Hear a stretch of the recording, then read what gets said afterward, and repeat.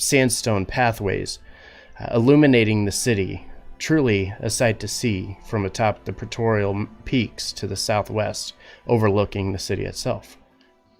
This is a realm awakened by the shared knowledge of the people of Faerun and Eberron, and our story begins here.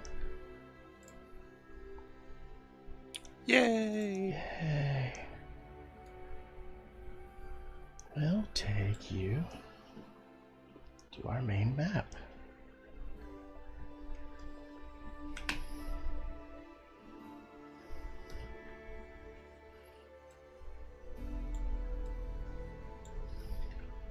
Damn.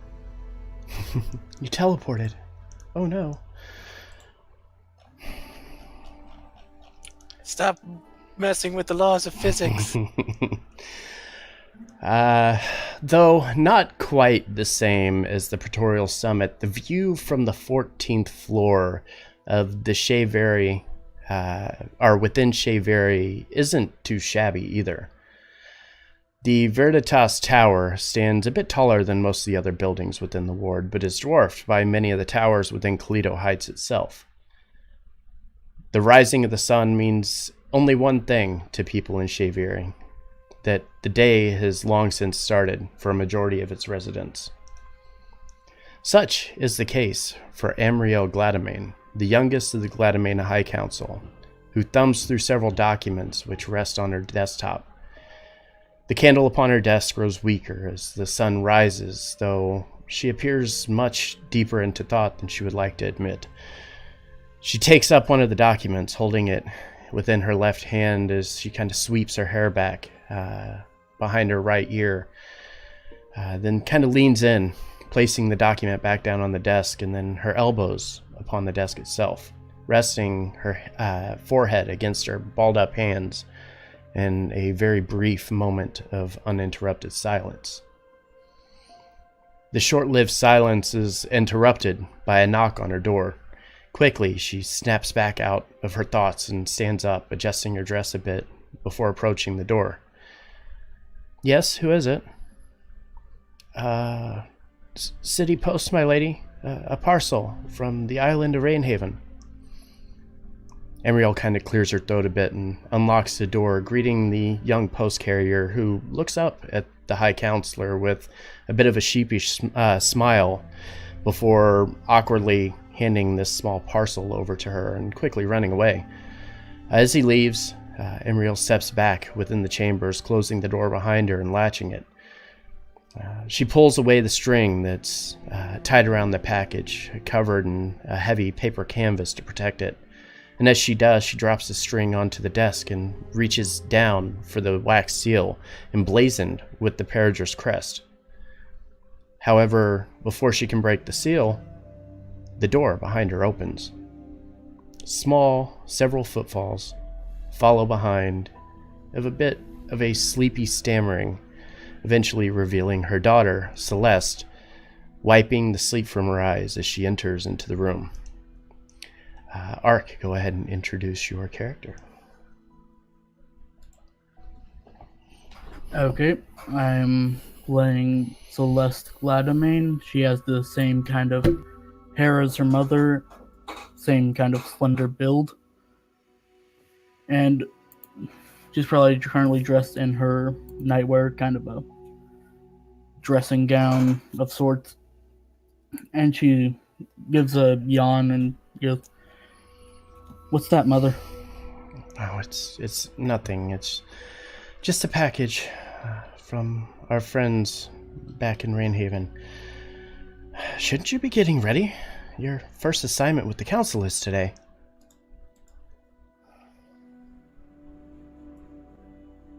Wait, what?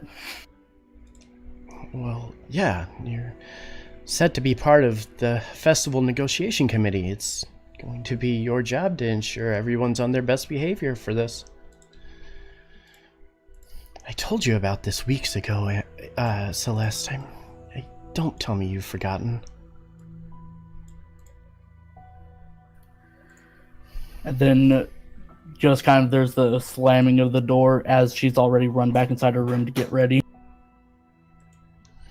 And kind of watching as Celeste runs back into her room. Amriel kind of clears her throat a bit and says, "Don't forget, you're to meet with Aunt Mariel at 1 bell in the midday. If you're late, she will remind me." After a couple minutes, she stops, goes to sit back down at her desk, and reaches down, finally grabbing onto the seal and breaking it. And as she opens up this letter package, she grabs for the front page of it and slowly begins to pull it out. And it reads, "Latest report, Ashenport." And then we change our scene. To the east, Celebrant Plaza is buzzing with activity. The doors to each of the temples among the region open wide, practitioners of the various religions making their ways within the walls to invoke their deity in search of their daily blessing or guidance. Passing by each of these temples take a bit of time. A single road down the middle, which leads by each and every one of these temples. Towards the center, a deep gray and almost purplish colored marble temple stands, its doors closed while others remain open. The temple is mostly quiet, a handful of believers performing their religious rites. At the end of a hall, the double doors open into the lower hall, which stand wide, a horrific dimensional nightmare standing in the center of the chamber, encased in a bronze statue dedicated to the purple star itself. The glimmer of purple liquid drips occasionally onto it from the ceiling in the center of the room, the liquid slowly seeping through small holes in the ceiling and running down to a slight point in the center of the chamber. Surrounding the statue, 4 acolytes and a handful of practitioners practice at the room's center, focusing on the statue itself. If you take the stairs to the north, the room lies mostly silent. A beam of purple starlight pierces through the black and purple stained glass ceiling, an inverted domed rooftop into a bronze bowl of purple liquid directly below it. Piercing into the sides of the bowl are 2 tiny holes which generate a small stream of fluid that trails down the side of the bowl and onto the floor, filling a small chamber surrounding the base and then trailing off to the sides before reaching the openings that you could see from the floor below. 2 individuals sat within the chamber, one huddled around the bronze bowl, a blanket covering most of her body, and the other in the back, with her back against the wall at the furthest point from the light. Ren and Rez, would you like to introduce your characters? I'll let you go first there, Miss Standoffish. Oh, thank you. You're so kind. Calypso, Paradris, would be the older of the 2 twins by probably a couple minutes, handful of seconds. But she's tall, leanly built, muscular, at least as far as half-elves can go. Her hair is a shark white, taking after their mother, but with the pale skin that matches their human father. She is rather standoffish about her duties, devout, at least as far as appearances go, keeping an eye on her sister and the other acolytes, as her duty dictates as a paladin of the faith. But otherwise, she is doing her best to not doze off at the same time. The aforementioned slightly younger twin sister is who I'm playing, is Cersei Paradris. She is where her sister is muscular and lean, Cersei is scrawny and sickly. She has pale skin, probably because of the sickliness, but it has short brown hair, more familiar to her father's shade of hair. She is praying in front of the altar, but as a very common happenstance. Whenever she's there, she is coughing and sneezing. Not enough to be a distraction, but it is something that just happens with her, and probably is something that people are just kind of grown accustomed to at this point. She's bundled up. She has a very heavy blanket wrapped around herself, as well as a red scarf that is covering her lower face. She also sort of clutches to a staff that she carries with her, and is very content with praying to the purple star right now.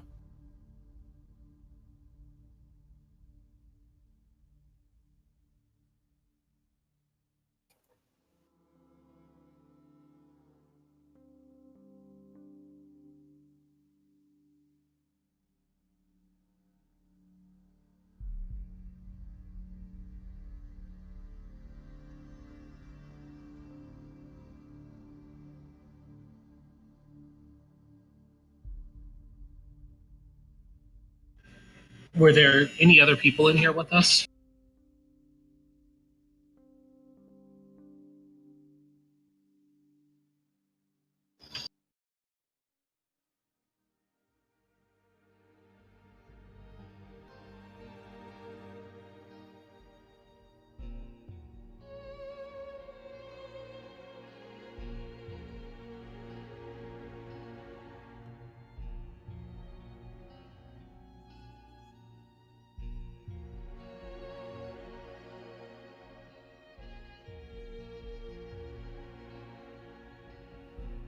How much longer did you plan to be meditating?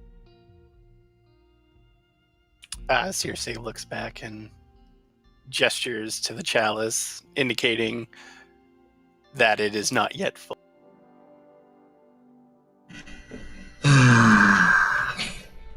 As they're alone, she can be a little more exacerbating about these things.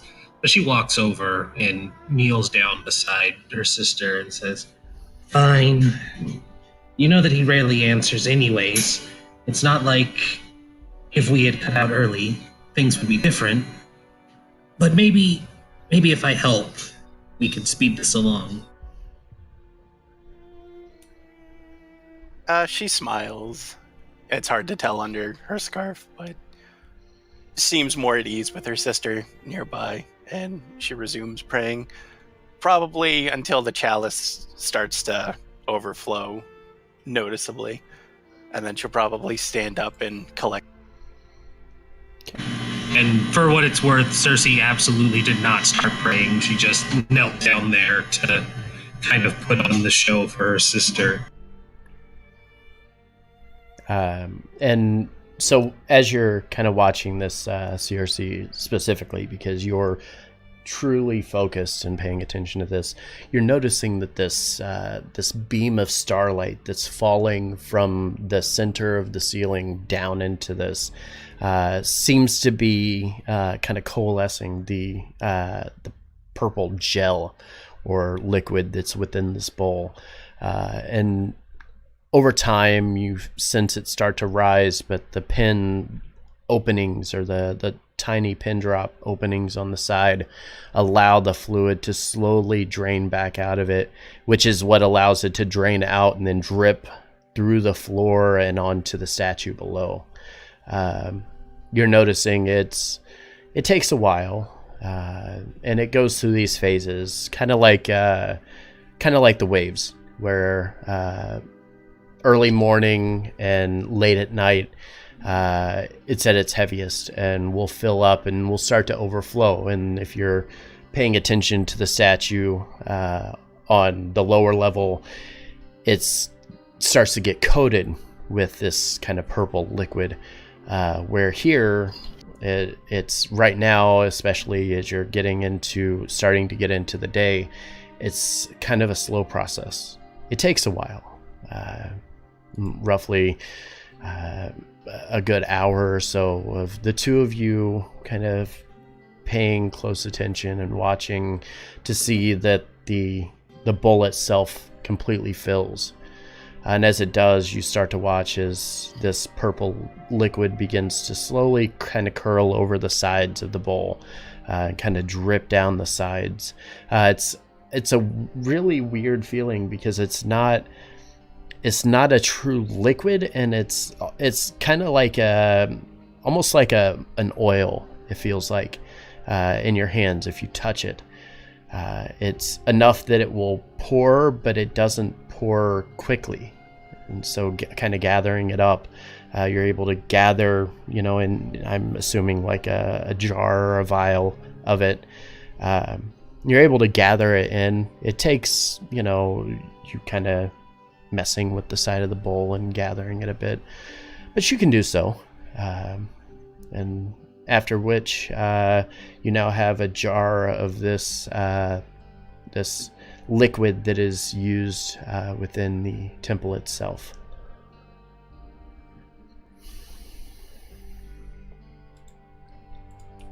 Circe stands up when she gets the liquid and nods to her sister. Good. Well, that's done. Maybe we could go find something more entertaining to do with our time today. It's about that time you start to hear footsteps ascending the stairs to the kind of western part of the chamber. You notice one of the acolytes makes their way up, entering into the chamber with very soft kind of footfalls as he approaches towards Calypso. He reaches behind his back and pulls out this small scroll with a bluish colored wax seal on it and hands it to you. As he does, he says, "The city post delivered a message for you and your sister." And he immediately bows his head a bit and starts rushing out the door. Or back downstairs. Bow in return and then wait until he's out of sight and says, "A message for us. Well, let's see what it says then." And she'll open it up and walk over to Circe to start reading. Okay. And you kind of look over the scroll, and again, reaching down, kind of noticing the seal on the scroll is the Gladamine crest. And you reach up with your finger and kind of break it open. And as you break the seal and kind of unfurl this letter, it reads as such. It says, "Calypso and Circe Peridris, your presence is hereby requested by the Gladamine High Council at approximately 1 bell in the midday at the Temple of the Swords in Upper Keleto." As you continue reading, it mentions that you have been selected to participate on what is being called the Festival Negotiation Committee. Your family's contributions to our people, along with the ongoing support of the Peridris family, have much contributed to the success of our long-lasting peace. And we believe that your assistance will ensure that this celebration of our past will be a great success. And then at the bottom, it says, "Food and drink shall be available upon your arrival. Signed, Gilly Gladamine of the Gladamine High Council." Stars, yes. Food and drink available? We definitely are going. The password is punch in pie. He said there would be punch and pie. I said there would be punch in pie. Circe sighs dramatically. It's also very important because they're honoring our family. She gotta rolls her eyes. Hey there, Toasty. Welcome. It's going to be a little hectic. I'm sorry I don't respond immediately. She kind of gestures to the door. Yes, let's go right away. I'm hungry enough as it is. Okay. As they turn and head towards the stairs, we move towards one of the smallest wards within the city, where some of the bravest and most noble among the realm reside. Fort Eltan, established shortly after the fall of Tyris, was a gateway connection of the Flaming Fist organization to the people of the Living Isles. Looking to spread their own brand of help to the region, the members of the Flaming Fist were, for the most part, pretty well liked, as the people started to kind of stay on the fence the first several years of this newly formed Ebon Company before they eventually began to gain traction in the realm. As time continued to go on, things became far more difficult for the Flaming Fist to keep men and women in service here in the Living Isles. With Ebon Company's rise to power and fame, it's drawn away some of the appeal of joining the Fist. Combine this with the ongoing hostilities along the Sword Coast and the realm watching its numbers drop from let me start that over. Combine this with the ongoing hostilities along the Sword Coast and the realm itself. The Flaming Fist has watched their numbers drop from the hundreds to now a few dozen. Belvedere Jehoshaphat remains in charge of the fort and the individuals within, though he's tried valiantly to bring honor and appeal back to the organization. They just appear out of touch to the other people and the wards within the city. But this hasn't stopped him from trying to find the best way to recapture some of that popularity. As such, he's called upon his former squire and now gauntlet of the order, Frederick von Kowalski, to return to the Living Isles and meet with him at the Fort Eltan Spire. Spoon, would you like to introduce your character? Yes. I'm playing the Order Cleric, Frederick von Kowalski, member of the Flaming Fist and former squire to Belvedere. He's kind of fairly tall. He's got like shorter black hair, and he's got kind of like a bit of a beard going on. Though he generally keeps it pretty well shaved to keep up appearances as a cleric and well kept. He's wearing chainmail that's emblazoned with the with both the emblem of his god Tyr and as well as like the motif of the Flaming Fist. Okay. And as Freddy begins to, being here now for a few days, begins to ascend towards the top floor of the spire, he reaches the top, knocking on the door, and it opens almost instantly. The chamber guard kind of pulls the door completely open, allowing entry into the room. Looking out the back window,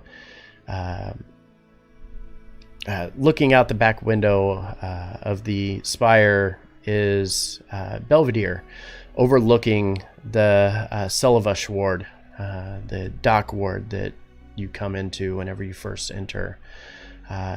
Belvedere stops and turns, his hair almost completely gray, and greets Freddy upon his entry. And says, "Yes, come in, Freddy. Give me a moment of your time. I know you're busy with your other duties here and on the Sword Coast, but I felt this was a bit deserving of a more personal chat." Of course. Whatever I can do to help you out. Kind of stammers a bit on his words and kind of looking down at the floor and says, I've lost touch. I've lost touch with the people here in the realm. I'm afraid that if we can't start securing the city better for our people, then we're going to continue to lose our grip. He stops and kind of looks over at you and says, Ebon Company has taken over most of the security of our city. It used to be something we were very proud of, and now we're shells of what we were.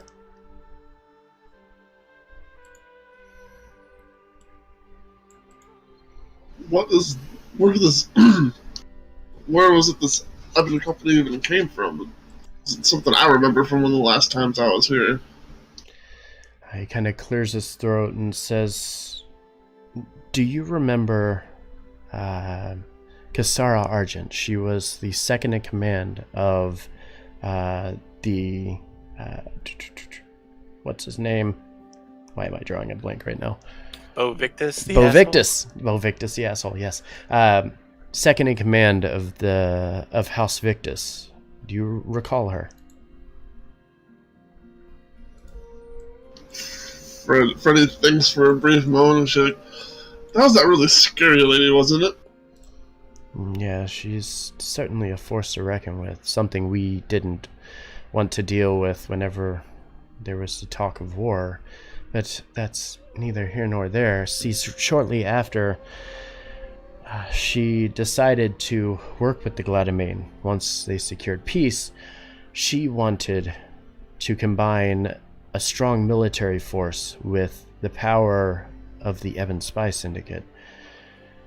She called this Ebon Company. It was her security task force that they sent all over the realm. They're really good at what they do, but unfortunately it's had ill effects on us.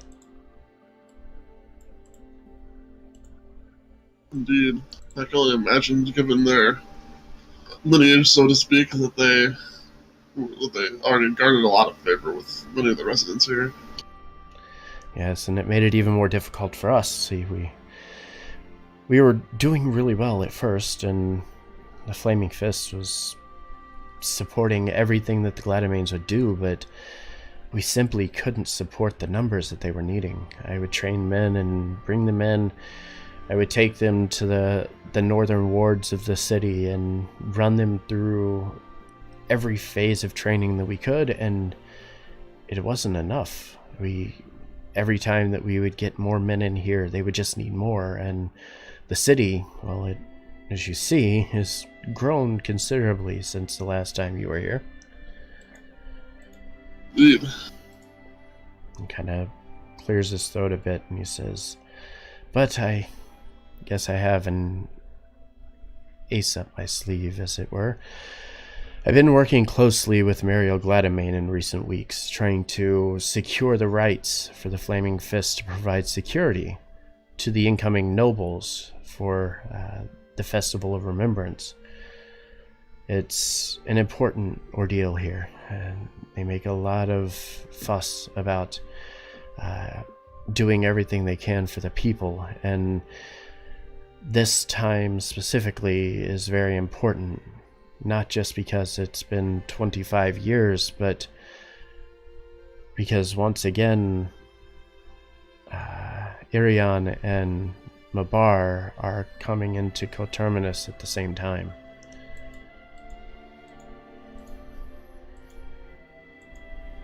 Freddy just shakes his head. It's that time again, then. Yes, and we must be very mindful of this. Freddy, I have a favor of you.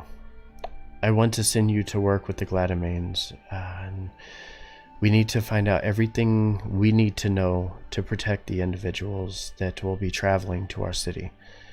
I need you to gather names, the people when they are arriving, which houses they represent, how many in their parties. I will do everything I can to supply men, and if I can't, then I'll have to send from back on the Sword Coast and have them come in as well. Of course. Whatever I can do to help.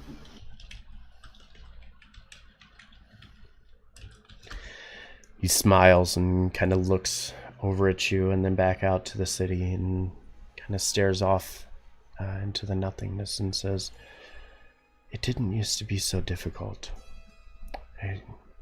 I don't know what caused us to fall out of favor, but I want to relive that feeling again. I want to see Fort Eltan expand and grow. I want to see our people flourish and be proud of taking care of this realm. I hope that this is going to be enough. That's all that I can ask." Well, I'll absolutely do my best.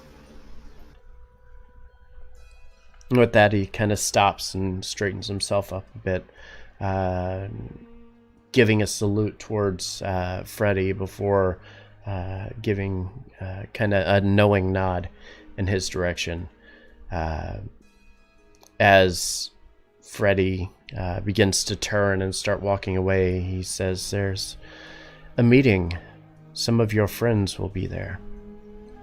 Well, I say friends, but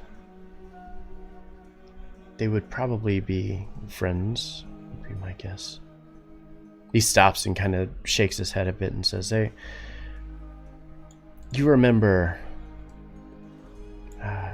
do you remember Pandora and Rylan?"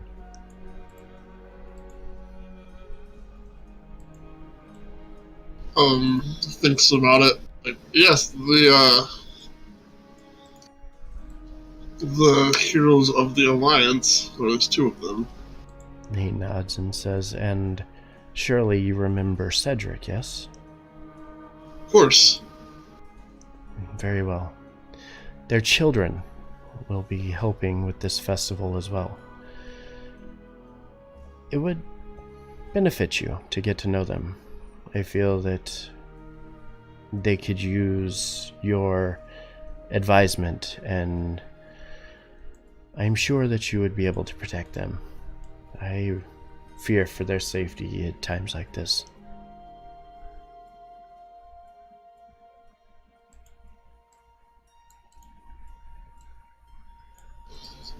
Of course. I will do what I can. He kind of nods and says, "Very well. If you can, head to Government Center. Take the SLR. You'll make it there in no time.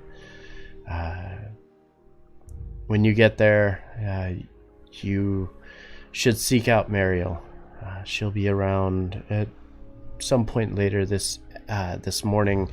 If you want to catch up with her, or if you want to wait, I know that the others will be meeting with her at close to 1 bell in the afternoon. Either is up to you. You can do whichever, but no matter what, he kind of stops and looks away again and says, "It's good to see you back here, Freddy.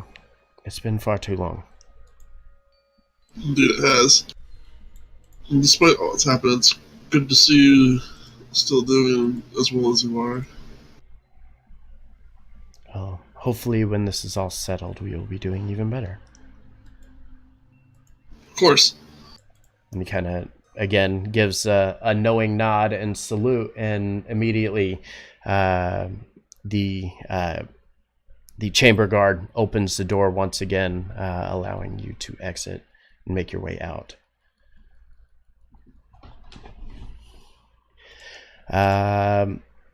Let's see.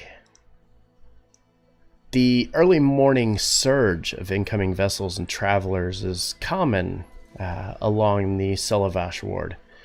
The rush of incoming vessels causes the waters to rise and fall quite rapidly across the docks as dozens of ships make their way in at any given time, forcing even dock ships to have to be mindful of the waves and their positioning.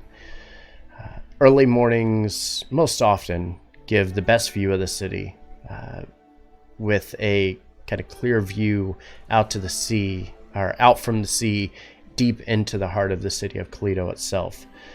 The backdrop of tall high-rise buildings surrounding Upper Keleto presents a very unique view, unlike anything along the Sword Coast.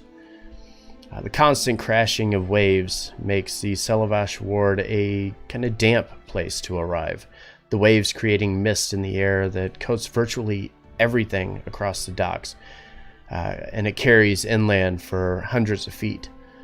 The taste of salt water kind of floats in the air and leaves your skin kind of feeling dry, and despite the fact that it is covered by water itself. The first vessel to arrive early that morning is the Rotten Mangrove. The storied vessel has weathered the storm, so to speak, most likely through magical means, thanks in part to a cursed medallion around the neck of the ship's captain, Ryland Peridris. As the anchor drops and the crew places boarding planks down onto the dock, only one individual prepares to step off of the vessel. A purple-skinned tiefling in fancy robes clutching a scroll in her hand. Bailey, would you like to introduce your character? So, I'm playing Vivian, and she has a light purple skin, dark purple hair with horns that kind of curl into themselves, kind of like into a circle. And she has black eyes in her tail. She does have a long tail that isn't hidden by her robes. She has it out of her robes. And she's walking kind of uncomfortably in these in her clothes. She doesn't look too happy to be in them. And as Vivian starts to walk forward, reaching towards the planks to begin to step off the vessel, she kind of looks up and onto the dock, noticing someone's watching her, which all but kind of stops her in her tracks. On the dock, a very tall, high elven woman with jet black hair and brilliant blue eyes stands waiting for you. She wears a blue and gold dress with ornate decorative designs kind of scrawled all across it from shoulder to toe. At the bottom of the dress, a single emblem embroidered in gold bearing the crest of the Gladamain. From behind her, Vivian feels a kind of gentle touch on her shoulder as Ryland's hand kind of rests upon it. She kind of stands motionless for a moment. Ryland says, Don't worry, that's Ashkala Gladamain. She's one of the High Council. She's very friendly. You have nothing to worry about. Just remember, be mindful of your surroundings and the company you find yourself in. If nothing else, at least you get to meet my children, right? Yeah, that's fine. This is fine. You'll be okay. And he immediately turns and walks away. I just shout, "It was nice to meet you." After a couple seconds, Ashkala begins to step forward towards a plank, kind of motioning for you to join her. I walk up to her and I curtsy because I don't know what to do. She looks very fancy. She looks very fancy, and I will show you guys pictures of everybody in just a second. Ashkala kind of smiles and gives you this kind of silly grin watching you curtsy, and then just immediately walks up and kind of hooks her arm around yours and kind of drags you away and says, "Vivian, I'm so glad to finally meet your acquaintance. Your mother has spoken so highly of you. I feel as though I already know so much about you." Oh, I hate to think of what my mother has said. Oh, no, don't be silly. She always says kind words. She loves you. You're a fantastic kid. Oh, kid, yeah. Oh, but I don't mean any offense. You see, it's hard for us because we age at such a different rate than you. It's my apologies. Look, I brought you here because, well, to be honest, I just was hoping to reach out to you and wanted you to be a part of something that's very important to your family here. My mom didn't really think it was that important, but I'm glad to be here. She kind of smiles and says, "Well, that letter was my way of saying that we wanted to see you and wanted you to get to know your family. The Living Isles has a storied history, and your mother is a big part of that. While she may downplay her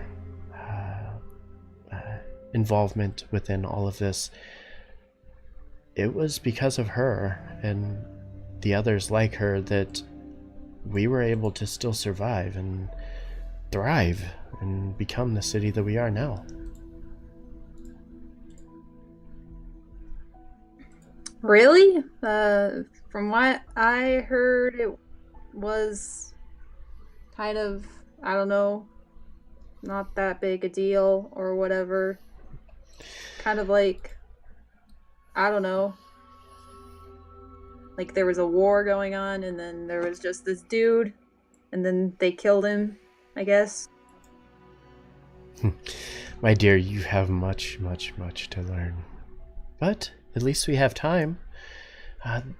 Thankfully, the festival is just a few days away, so you'll get time to meet some of the locals and get to see the sights and kind of settle in. We have a meeting between some of the important members of our society. We want to gather people together and make this something meaningful, something that the people can enjoy. And, well, honestly, it is just good to have you here. Yeah. You think I'll get to see my Uncle Belvedere sometime? And she nods and says, I can assure you that Sir Belvedere will be available. Maybe not at this moment, but I will make sure that time is set aside so that the two of you can meet. Cool. Yeah, this place is a lot bigger than my mom said. Yes, we've been through a lot in the past 25 years. Everything from new magics to new people. It's a challenge at times. She kind of, as the two of you are walking, you're kind of walking through like the dock ward together. She's kind of escorting you around and kind of showing you where things are. She is also intentionally kind of leading you away from certain areas that she knows are kind of the rougher patches of the city. As you're kind of having this conversation with her, she begins to speak to her involvement in all of this, that she is part of the kind of international and interplanar relations member of the council. She's the one that has begun to develop the relationships between the Living Isles and the people of Eberron. She is the reason that the dragon-marked houses of Eberron reside within this city, and she is the reason that certain things such as the lightning rail within the city exists here now, and the elemental airships and water ships. With so much changing within this city and the continued growth, she's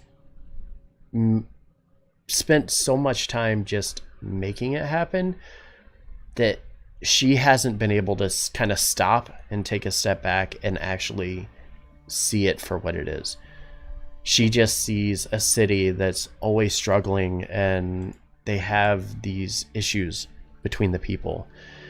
And as she kind of describes everything to you and mentions how deeply ingrained all of this is to her and how she's working hard to make sure the people are getting the things they need, you're noticing she's kind of not really catching on. Like, she only notices what's directly in front of her.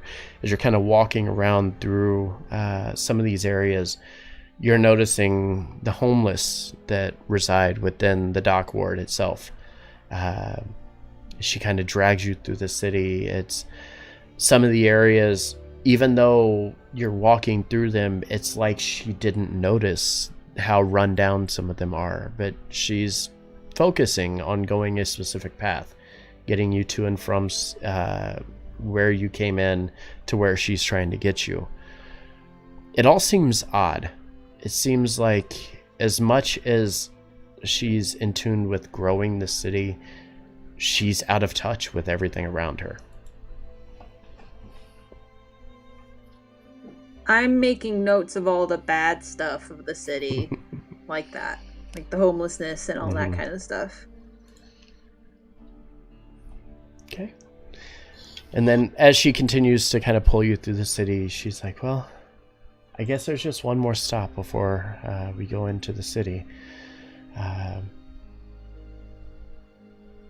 Vivian, is there anything I can do for you before we go to the SLR?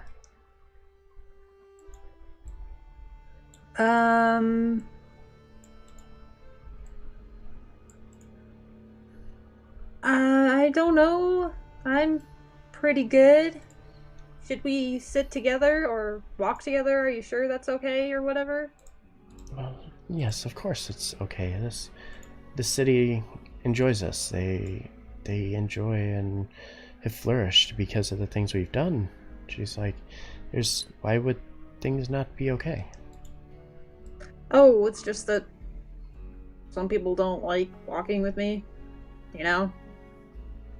Well, I find that hard to believe, and she kind of clutches onto your hand a bit and kind of drags you along again. Again, yeah, just kind of pulling you along wherever she's going. But with that, we'll jump to our final scene. Just outside the keep of House... hold on, I'm trying to read that. Oh, House Gennara.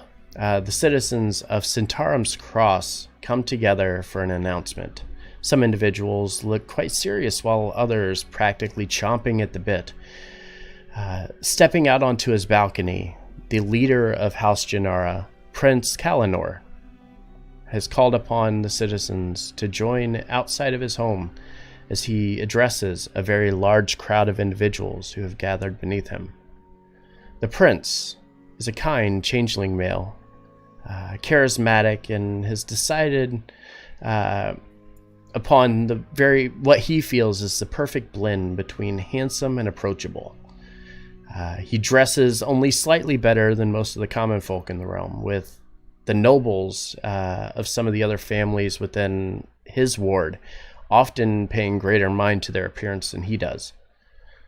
Everybody begins to kind of fill in the streets and looking towards the balcony as Kalanor kind of brushes his kind of medium-length hair back out of his eyes as he begins to speak. The silence is eerie. Every word the prince says kind of echoes between the buildings from the numerous tiny floating thematic resonators that kind of float overhead. The prince, stepping forward, kind of places his index finger upon the side of his neck and begins to speak, his voice reverberating through those resonators, and says, "People of the Cross, I would like to congratulate all of you. Through all of your hard work, ingenuity, and integrity, the Gladamain High Council and the people of Keleto have taken notice of you. House Gennara has been selected to send one individual to participate as a member of the Festival Negotiation Committee." He stops for a second and says, Well, I would like to participate in this. I felt it wouldn't be fair to you, the individuals who have made this happen.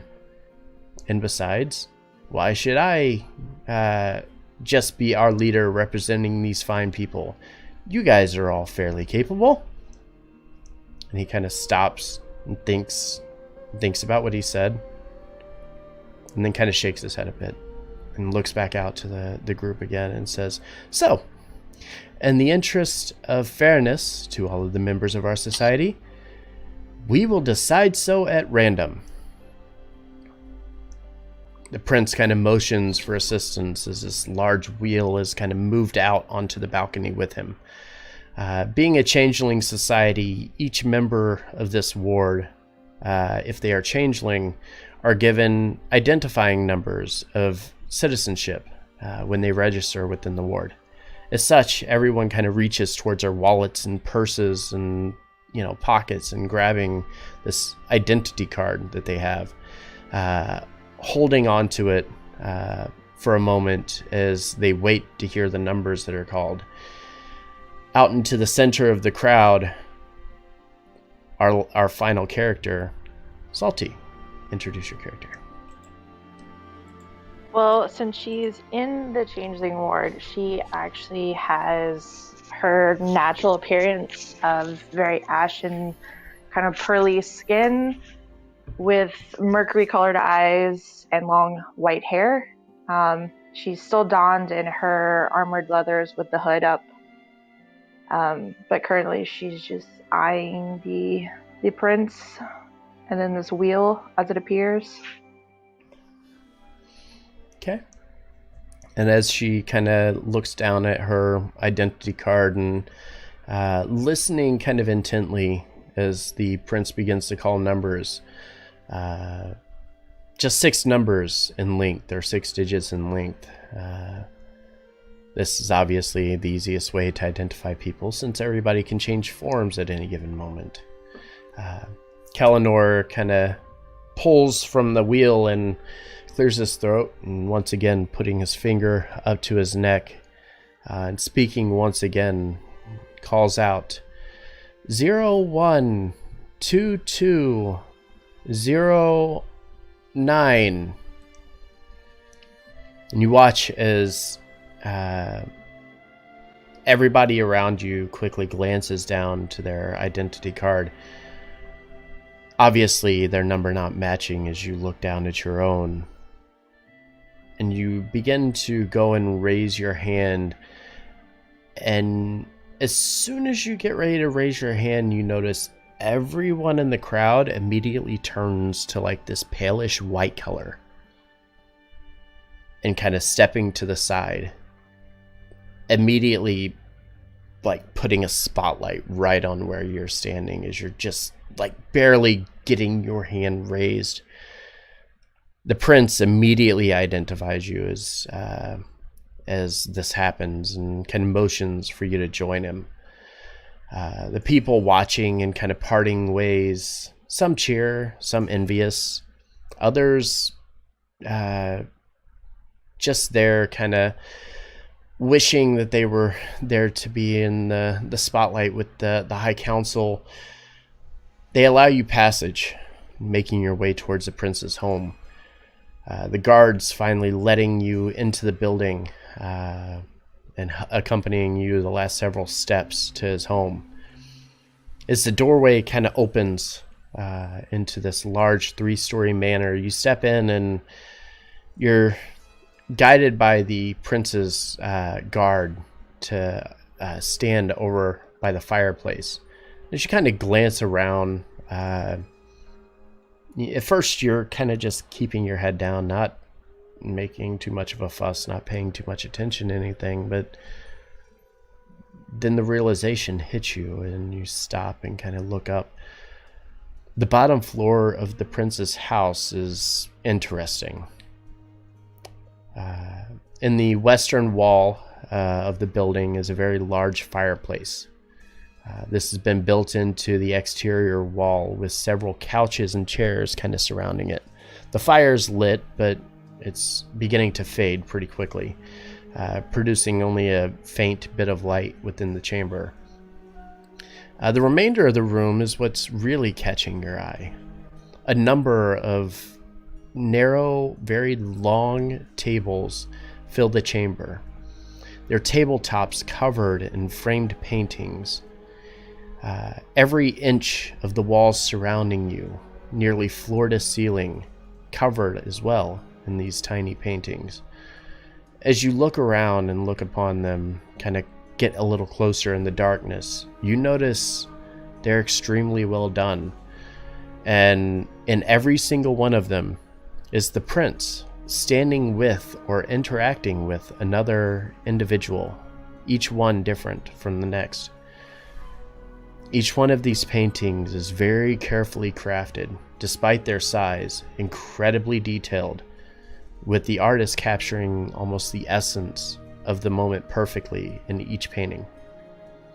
As you begin to make your way around the chamber, the sound of footsteps on the floor above begins to make its way towards the staircase and descend upon you.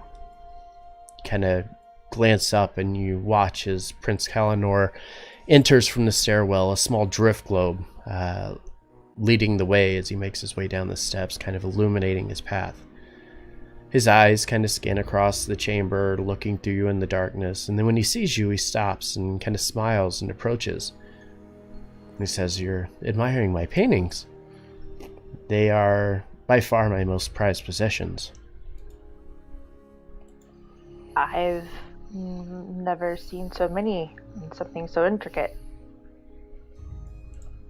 Kind of smiles and says, "I use a bit of magic to help me recall situations with exact details. I've painted each one of these myself, just one by one. I wanted to remember the citizens of the cross more than anything." He kind of walks around, and as he's kind of wandering through this this pretty big room, Forge, we lost Salty. Oh no! I mean, that's fine. It's not like she's integral to the scene or anything. Right?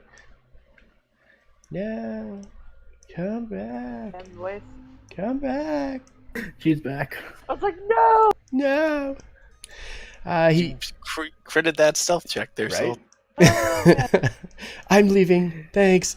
Yeah, so he kind of points out that by use of magic, he can vividly recall very specific situations and paints them by hand himself.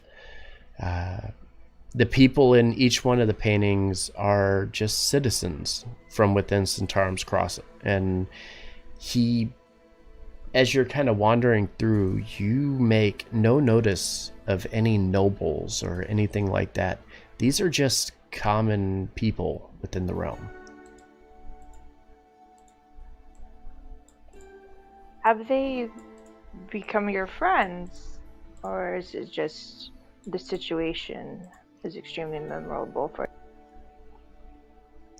He kind of thinks and says, some are friends. I feel that the people are what has made this ward of the city so great, and I want to remember the times that I have met them. Every person is unique. Every person has meaning in this realm. And he kind of stops and says, I think that's why it matters that we send you for this committee. And what exactly is this committee? He kind of gives you this look like, I don't know. Stops and says, I don't truly know the purpose, other than the fact that it's to ensure that the festival happens without any issues. I'm not sure, to be honest.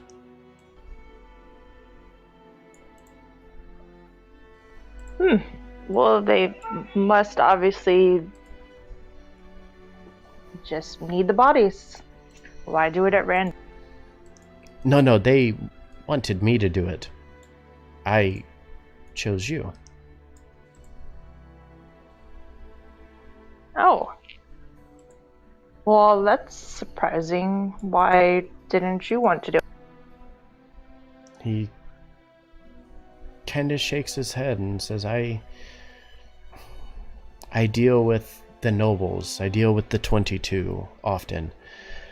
I don't feel it necessary to deal with them any more than I need to. I don't want their influence to change things within our ward. I feel the people, and he kind of motions around the room and says, I feel the people are best the way they are and not changed by the democratic voices within this city. Oh, I understand. They can be quite prickish. Excuse me for saying. Yes, and, well, to be honest,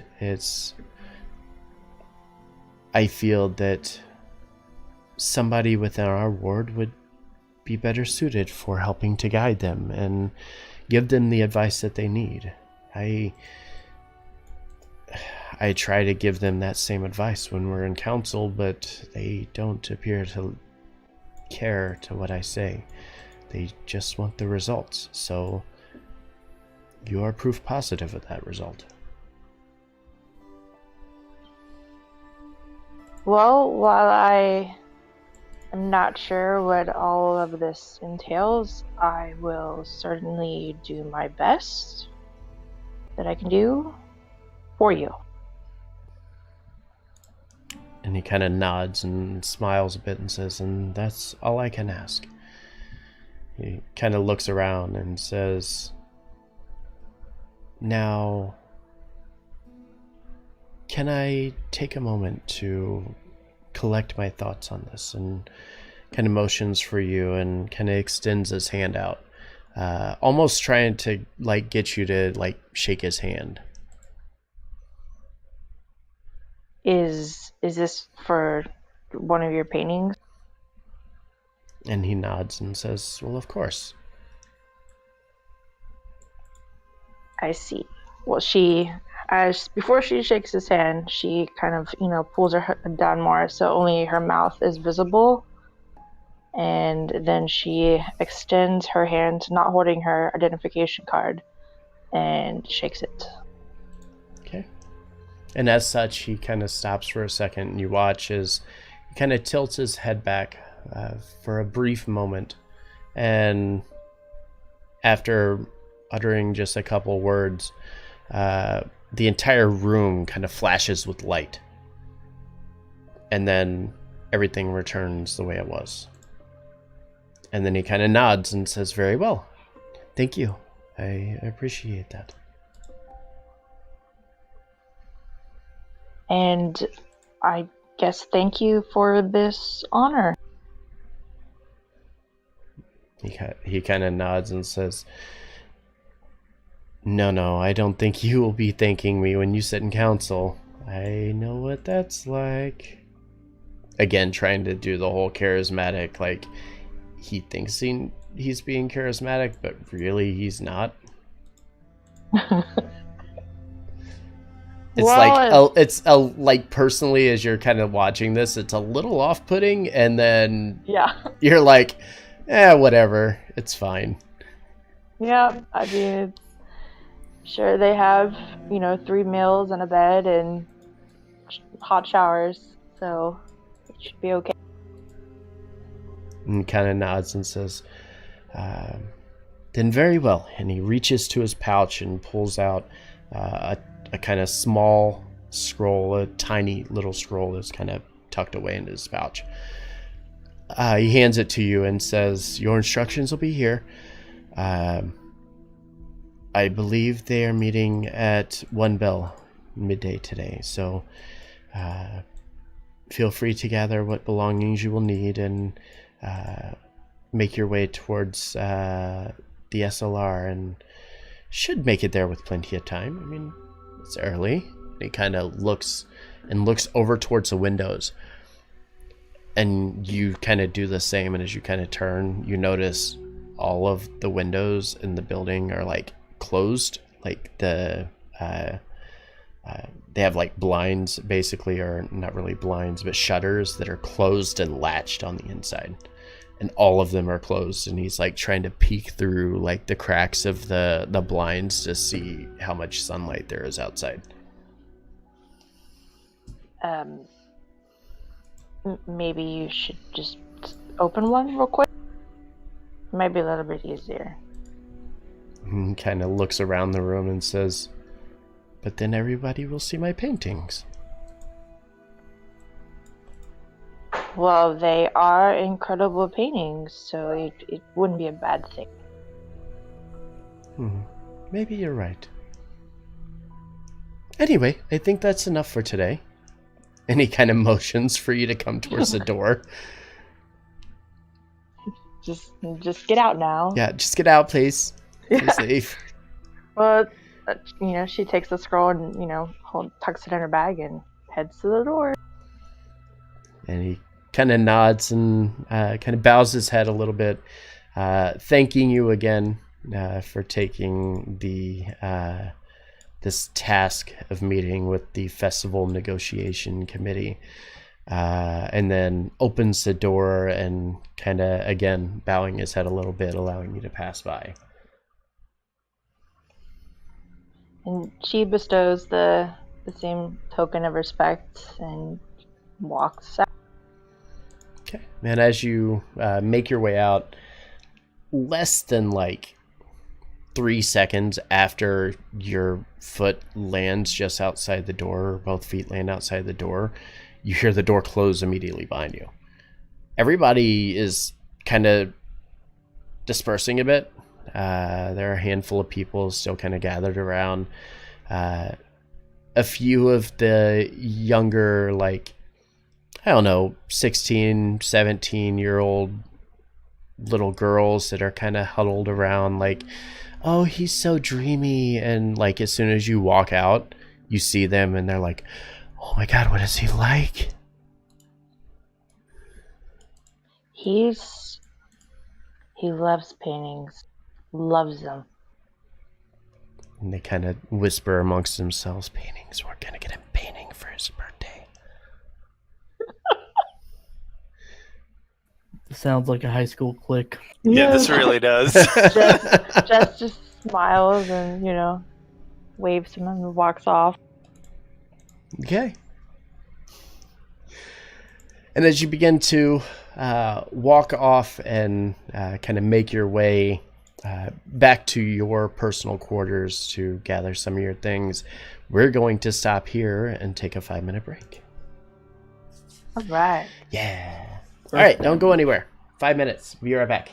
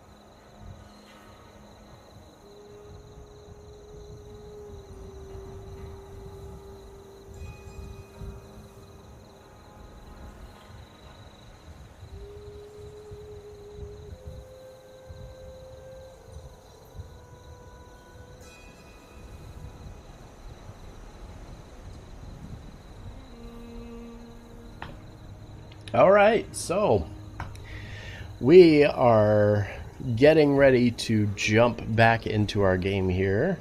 Everybody is in chat and ready to go.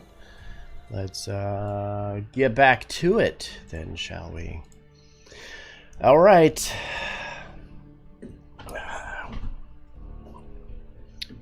So, everybody's here and accounted for. Everybody is aware that something is going on, and something important, at least, to the people of the realm. And as midday begins to approach and everyone's taking their time to prepare their things, they begin to make their way towards Upper Keleto. The massive size of the city leads you towards taking the subterranean lightning rail, or the SLR for short. It's a series of underground tunnels which support a full-fledged lightning rail system for travel throughout the city. The SLR stops are accessed through a handful of stairwells scattered all throughout the city and lead below ground into the city's largest ward, known as the Dark. While the name itself kind of conjures images of less than reputable locales, certain areas within the Dark are actually quite popular with the other Keletarians, notably areas within the city's inner loop, which is basically the group of the lightning rail systems within that center core of that is where the biggest part of all of this takes place. Whatever your needs or desires, from wares obtained by potentially questionable means, mass quantities of ale, gambling, or even escort services, any of it can be found within the inner loop. As you venture down the stairways of your respective wards within the city to make your way into the Dark, looking to board the SLR, Vivian, you make your way with Ashkala, who explains kind of the nuances of the rail system. As she begins to guide you, she brings you towards the end of the platform and says, "Our city adopted magics from our neighboring world of Eperon and the people of their realm. Originally, when we spoke with House Orin about adding a lightning rail here and our idea for an underground system such as this, there were some concerns about space and how exactly it would all function." She kind of thinks for a second, thinking back on it, and says, "It took a lot of work and planning, but we were able to pull it together, I suppose. Fully functioning system, at least, complete with low-profile conductor stones to allow our system to sit within the lower surface area here." She kind of walks you out towards the platform, and as you take a look, you look out onto the pathway of where the rail would be, and you notice there's no rails at all. The center of where the rail should be are instead several glowing stones, flat stones within kind of a metal encasing, red in color, implanted into this channel in the center, several of them, every so many feet. There's a kind of crackling energy that echoes through the tunnels whenever the SLR actually travels within it. Behind you, you start to hear the sound of an incoming train. The crackling energy grows louder and louder and begins reverberating through the station, which you stand within the station that you stand here, noticing that the outbound train is coming in from the west as it approaches. And then as it does, it comes to a very smooth, steady kind of stop No kind of jumpiness, no anything. It just pulls forward and just stops. The energy surrounding the train itself, the kind of electrical energy, begins to dissipate, and then it quiets within the station. You kind of peek over, taking notice again. There are no wheels on this locomotive, which is powered by an elemental being that is magically bound to the coach and the engine itself. The people... Yep. I'm gonna ask it. By the way, is this woman my aunt or my cousin? Or yes, something? it would be. She would be considered your aunt. Yes. Should I call you aunt or what would you like me to call you? She kind of looks at you and smiles and says, "Well, it's completely up to you. If you feel comfortable with calling me your aunt, you can, or you could just call me Ashkala. Either one." Okay, Ashkala. Is so an elemental's pulling the train? And she kind of nods and says, "Well, yes, it's actually built into the locomotive itself. The engine of this machine, instead of it being mechanical in nature, it's just an elemental, and it grabs on to these pylons." And she kind of looks over and kind of points over at the conducting stones on the ground. And says it jumps from pylon to pylon, kind of grabbing and pulling the train with it as it moves forward. The elemental just does that for you guys? Well, yes, that is its job. And when she's saying elemental, you literally see like this large mechanical train, and it just looks like crackling bits of like lightning that are kind of shooting off of the engine of it and reaching towards the conducting stone in front of it. How did you broker that deal? She kind of smiles a bit and says, "Well, that technology is something a bit special. You see, when House Orin decided they were going to create these magnificent machines, they needed some magical assistance. So they reached out to the people of House Kenneth." I nod along like I know who these people are. And as you kind of give her this like, "Okay, I don't understand," she's like, "In the world of Eberron, there are these houses that belong to a very powerful magical essence called a dragon mark. They are capable of technologies far beyond the wonders of our own, and one of the benefits of having a dragon mark is being able to apply that magical prowess whenever they need. For House Kenneth, they are known for their innovations and advancements in technology. They had found a way to call to these elementals and have them to guide the train and keep it off the ground." And you kind of watch as this elemental train begins to kind of lift again, as the elemental underneath of it and the energy underneath of it kind of grabs on and pushes against these plates, and it lifts it back off the ground. And then a kind of slow and steady pull, you watch as it quickly begins to move away and then disappears off into the darkness off in the east. She kind of looks at you and says, "I know this is all a bit strange coming from the Sword Coast. It's different. Things here are different. Our technology is different. Our magic is far different." Yeah, it's pretty weird.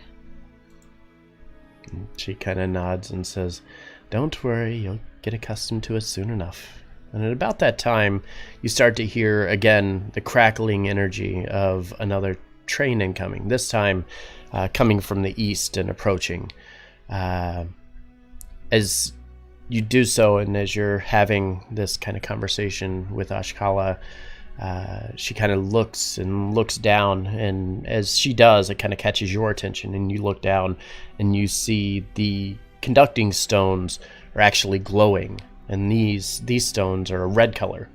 And as this lightning rail begins to make its way towards you, they begin to glow even brighter and brighter until the train actually comes into the station, and the crackling of the electricity and it grabbing on and pulling this train forward. As it comes into its position and comes to a stop, it all seems,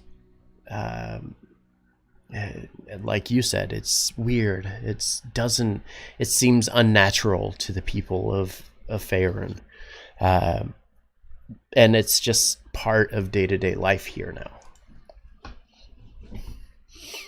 About that time, she's like, yes, here's our train. And she kind of walks forward. About that time, you see these little things mounted onto the outside of the actual train cars. They look like what you and I would know as speakers, but they're referred to as thaumatic resonators. So basically using thaumaturgy as the power that makes them work, they basically just repeat whatever somebody is telling to them. And almost in unison, every one of the speakers across the side of this lightning rail speak up in unison and say, Selavash Station, inbound lane, please exit the car to the left. And then you watch as the car comes to as the train itself comes to a stop, everybody quickly gets onto the train. And the doorway itself is held open, like there's just a regular door on the side of this car. And there's an individual who opens the door for everybody to allow them on. And as you begin to approach, the gentleman kind of looks up at Ashkala and says, "Oh, Miss Gladamain, please follow me." And to which she immediately again kind of grabs on and reaches back, kind of pulling you along. And she takes you up to the front to this kind of closed off coach section in the car directly behind the engine. To which you walk in and you notice you're passing by all of the normal folk in the regular car, and you go in, and this is like a super luxurious kind of cart. It has a full bar. It has nice lounge seats. It's very spacious and very open, very different from the rest of the train cars in line here. My parents didn't raise me to live like this. Yes, well, while you are here and you are a guest, at least in our presence, I'm sure you will be accustomed to it. It will take a little time. This is very weird. Do you think I can wear normal clothes at the very least, or do I have to wear stuff like this? She kind of looks at the outfit you're wearing and says, "Dear, you can wear whatever clothes you feel comfortable in. You're here just to be here and get to know each of us. You're not here for a meeting of basically coming into." I'm drawing a blank on what words I'm wanting to use here. Basically, she's just saying you're not here to be fancy and dressed up like, you're in a big board meeting. You're just here to relax, and you're here on their dime, so be here and enjoy it. Okay. I plan on changing as soon as I get to wherever I'm staying. And then after a couple more moments pass, and you get into the train car just before you're all kind of situated and sitting down. You walk in and sit down. The train car again lifts just a little bit and then immediately begins taking off. The movement is smooth and fast. You kind of feel the gravity taking hold as it pulls, but it's not like overwhelming. It's not like you're feeling like, heavy G-forces as it's taking off. It's not like a rocket. It doesn't make me want to throw up or It does anything? not. It is very smooth. Like, if you weren't paying any attention, you probably wouldn't have even noticed that it took off. I'll have to tell my mom about all this. She'll be quite shocked at how much this place has changed. And she kind of nods and says, "Oh, it has changed far more than you can describe right now. Just wait. It gets more interesting." More interesting than a vehicle without wheels? She nods and says, "Yeah, you'll see." Just as you begin to board the Centaurum South station, you make your way downstairs onto the blue line. You notice this by the blue-colored crystals that are embedded into the floor, these conductors.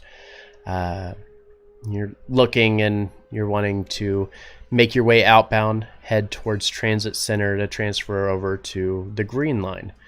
Unlike the others in the party, you walk aboard this train, or the others that have already boarded. You walk on this train and find just sitting along with the common folk.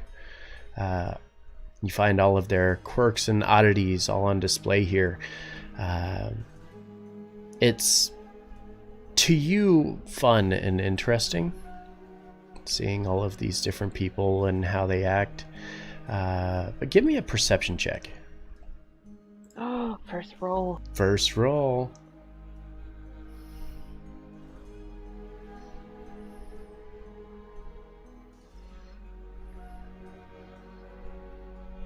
Okay.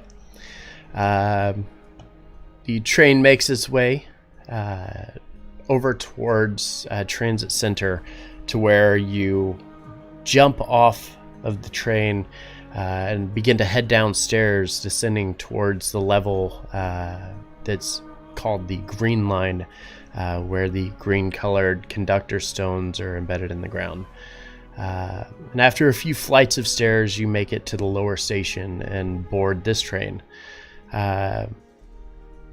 Takes it a few minutes. As the SLR begins to approach, you begin to step aboard, and as you do, give me another perception check. Well, hopefully this one's better. Okay. Wow. As you board this train, you notice two somewhat hulking individuals who boarded when you did at Centaurum South have also transferred to this line. And they are making it far too obvious that they are watching you very intently. It's because I'm a drow. It's because you're a girl. That's what it is. Their eyes kind of lock upon you and whispering amongst themselves for a moment. The train begins to leave from the station, heading towards its next stop. And as it approaches, you begin to hear the echo of the thermatic resonators once again saying, "Paradris East, this stop." What would you like to do?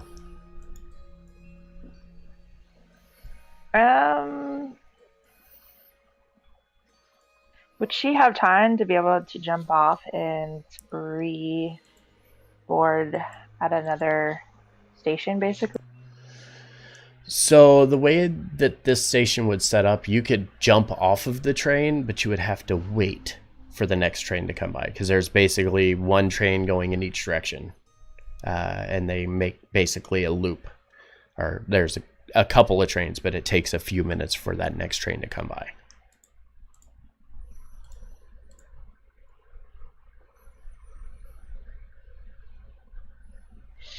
Well, is she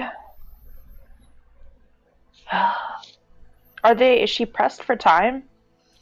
It's getting a bit closer towards the one bell when you were supposed to meet them. You do know that most of the trains run within 10 minutes of each other, so if you jumped off this one, you could wait 10 minutes and get the next one. Should make it there in time if you did. Okay. Are there other connecting cars to this train? There are. From your knowledge of what these trains look like, each one of the cars on the outer edges of the car are connected by an electrical energy that binds each car together and keeps them in line. There's a bit of a jump if you were trying to jump back. And doing so while the train's moving is probably going to be difficult. From where you sit, you know if you stop and look, you're at the second to the front car. So directly behind you is where you know all of the nobles would normally go. And then back in the other direction is where the two men are sitting.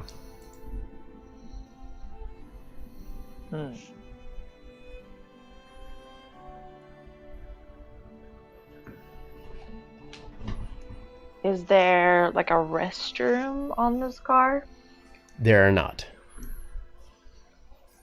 So these seats, they sit roughly 2 people per seat. It's just like if you've ever been to a subway. It's the same kind of style, like 2 seats per row. And they're about, I think it's 12 or 14 rows of seats total in each car.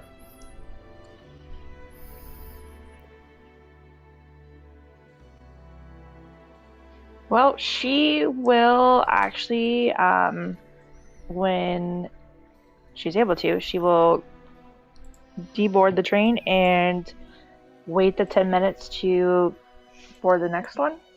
Okay. So as you do, kind of decide you're going to wait for just a second. And as the train comes into Paradris East, you wait and wait and wait. And then just at the last second, you decide you're going to hop off and just try to avoid them. Quickly, like ducking between people, running out. And as you do, you notice the 2 individuals who are watching stand up and kind of watch you, but then immediately sit back down, and the train continues on. Whew, that was a close one. As you wait here in position, the next train comes, and as it arrives, it pulls into the station.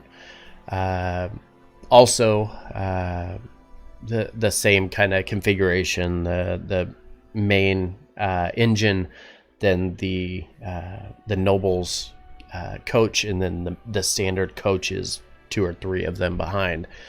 And as the train approaches, again, you watch and you get on board and you sit down. As you sit down, give me another perception check.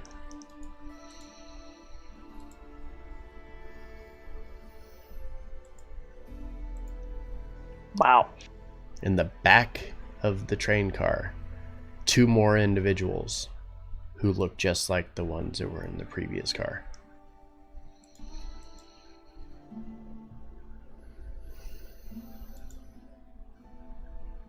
She's not gonna bolt again. She'll wait. This time they are not looking at you. She'll kind of like, pull her hood as far down as she can. Okay. The train moves onward towards stop 3 at Ananda Station. Just as the train approaches, you watch as 2 individuals, half-elves, enter onto the coach and head towards the front car as Calypso and Circe walk past. Just give me another perception check.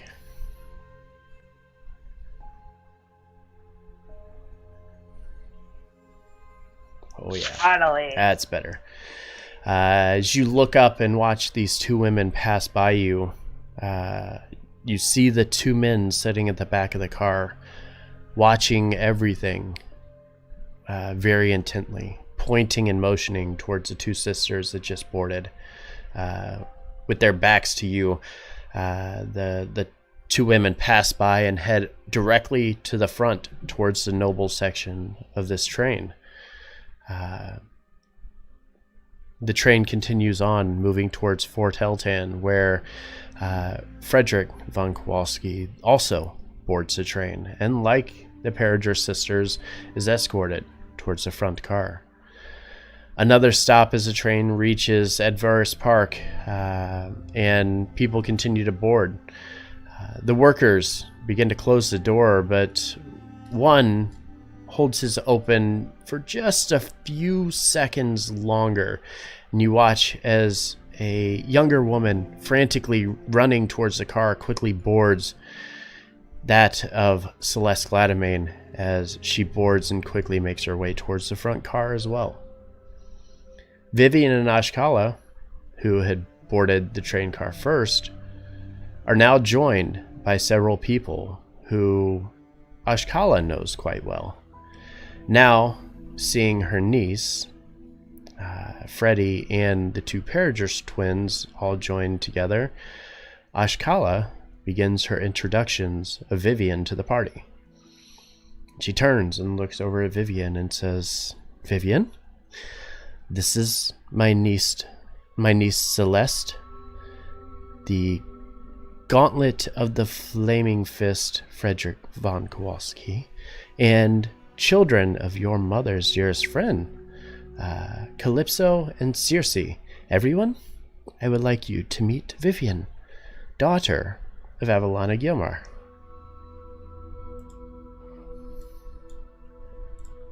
I've heard about some of your people's parents.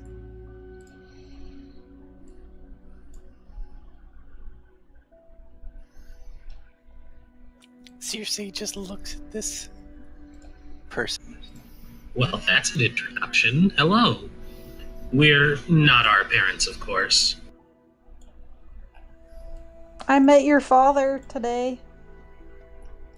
Circe immediately brightens up. Yep. Calypso also brightens.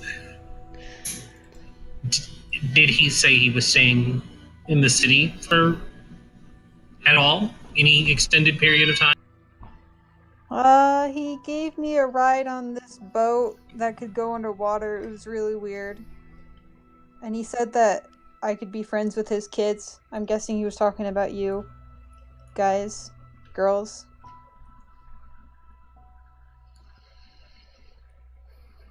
Circe gives her sister a look of, she seems a little strange, but I...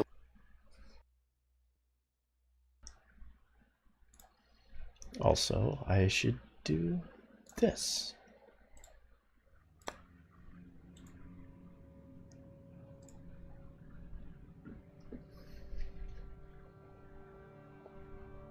Sorry, I had to step away for a moment.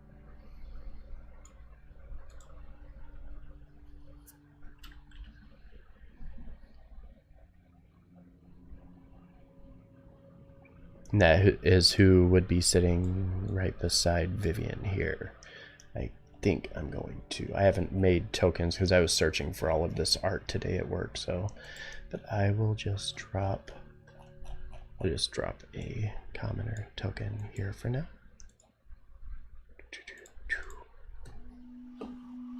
And Freddie, I've heard of you from my mom. Mainly, the the person you worked for, Belvedere, my uncle. Indeed. How is your mom doing? Oh, she's good.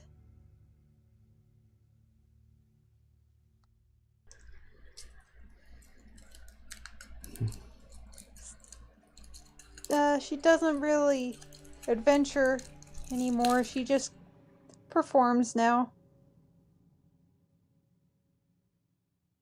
Well, I'm glad to hear she's doing well. Is Celeste on the ship or the train too? Ark, say something.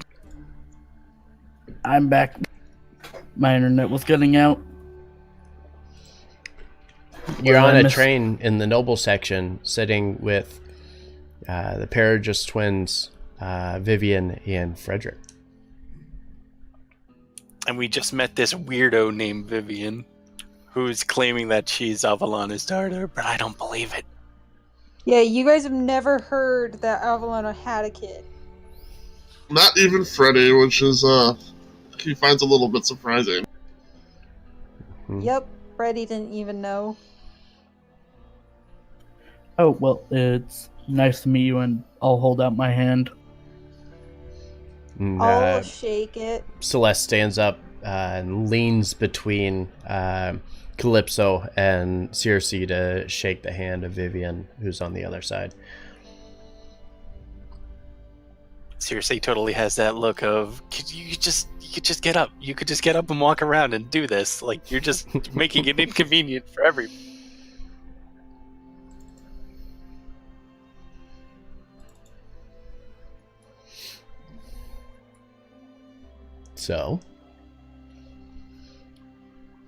So, I guess there's a festival coming up celebrating whatever our parents did. Like 25 years ago. I guess it was like a big deal or something. That's what my aunt here says.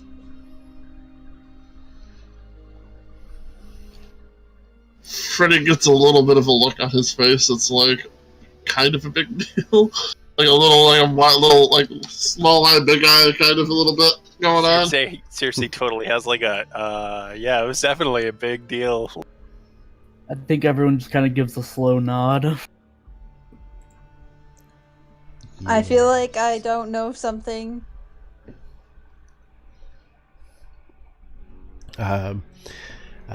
Eshkala will kind of turn towards Vivian and say, "This was what I was telling you before. I don't think you quite understand exactly how important these individuals were to our realm still surviving."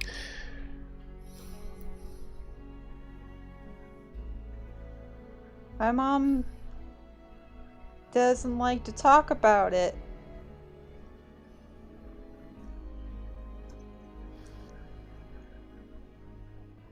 Well, it was not very easy for those of us that were actually there to witness it. And Freddy just kind of hangs his head a little bit.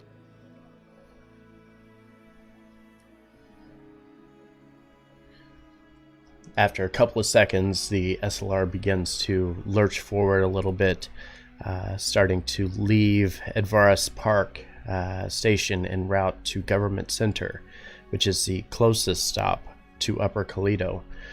As the train begins to move, the two men who are in the other car with Jest stand up and begin walking towards the center of the car. Jest, the men are approaching you. How would you like to proceed?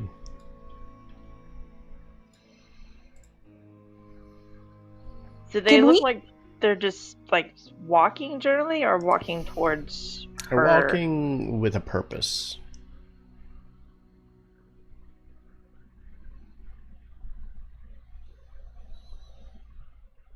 She scoots as close to this commoner as she can, right beside of her. And as you begin to kind of scoot closer, you watch as the two men stop almost directly beside you The one to the east kind of reaching down and kind of grabbing on to your hood and kind of pushing it back. And looks at you and says, "Yeah, that's what I thought. This one's a changeling." In the noble cart, can we see or hear anything? There are windows on the back walls and the front walls of the carts, and there are windows on the doors. From where you sit, yeah, you can see these two very large kind of hulking men walking towards somebody and kind of like hovering over them. Do I see them grab her? You see the one reach up and kind of pushes the hood back. And that's all you can really see from there. I get up and walk to the door to get a better look at the very least. Okay. Well, she looks currently like a drow with the dusky blue skin and kind of icy eyes with black hair. But she kind of looks at the men confused. As you kind of look up at them, the one on the left shakes his head and says, "Don't try to pull a fast one over on us. We know who you are. Stand up." I want to know when it starts looking really aggressive. Oh, they look super freaking aggressive. Can I, open the door and go there? The train is moving rather rapidly. I've got acrobatics. You can make a jump from platform to platform and try to safely jump across as the train progresses forward. I'm going to try to intervene. Okay. So Acrobatics? What are the rest of you guys doing? Looking at Vivian like she's crazy. The tea leaf to save the day. I'm a little surprised there isn't something actually is connected between the two cars. There is. There's bits of lightning holding them together. Yeah, the electricity is what's pulling them together. I mean, like some sort of actual bridge connection or something. Oh no, these are individual cars. They do not connect together. You gotta walk Gingerly and quickly. Well, they are magically sustained by that lightning. Jess is gonna try to talk them down, as nervous and as anxious as she is, that they know what she is. She's gonna try to play it off that she is in fact a drow, and she's acting as an ambassador for the prince to go to a meeting.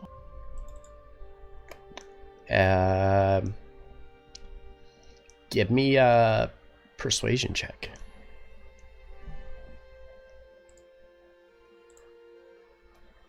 Do I make it? Vivian, as the train cars begin pulling very quickly,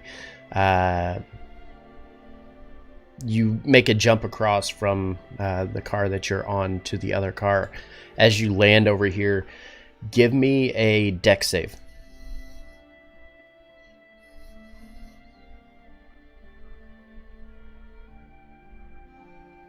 Yeah. Nice. As you jump forward, noticing this platform is very narrow in depth, you jump forward and land onto this platform and reach for the door handle.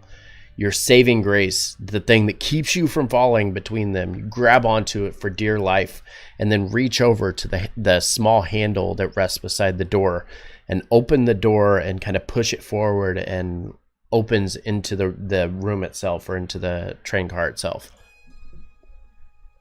As this is going on, back in the noble car, you guys watch as Ashkala immediately jumps up, seeing Vivian dash between these two cars, and is panicking, just freaking out seeing her jump.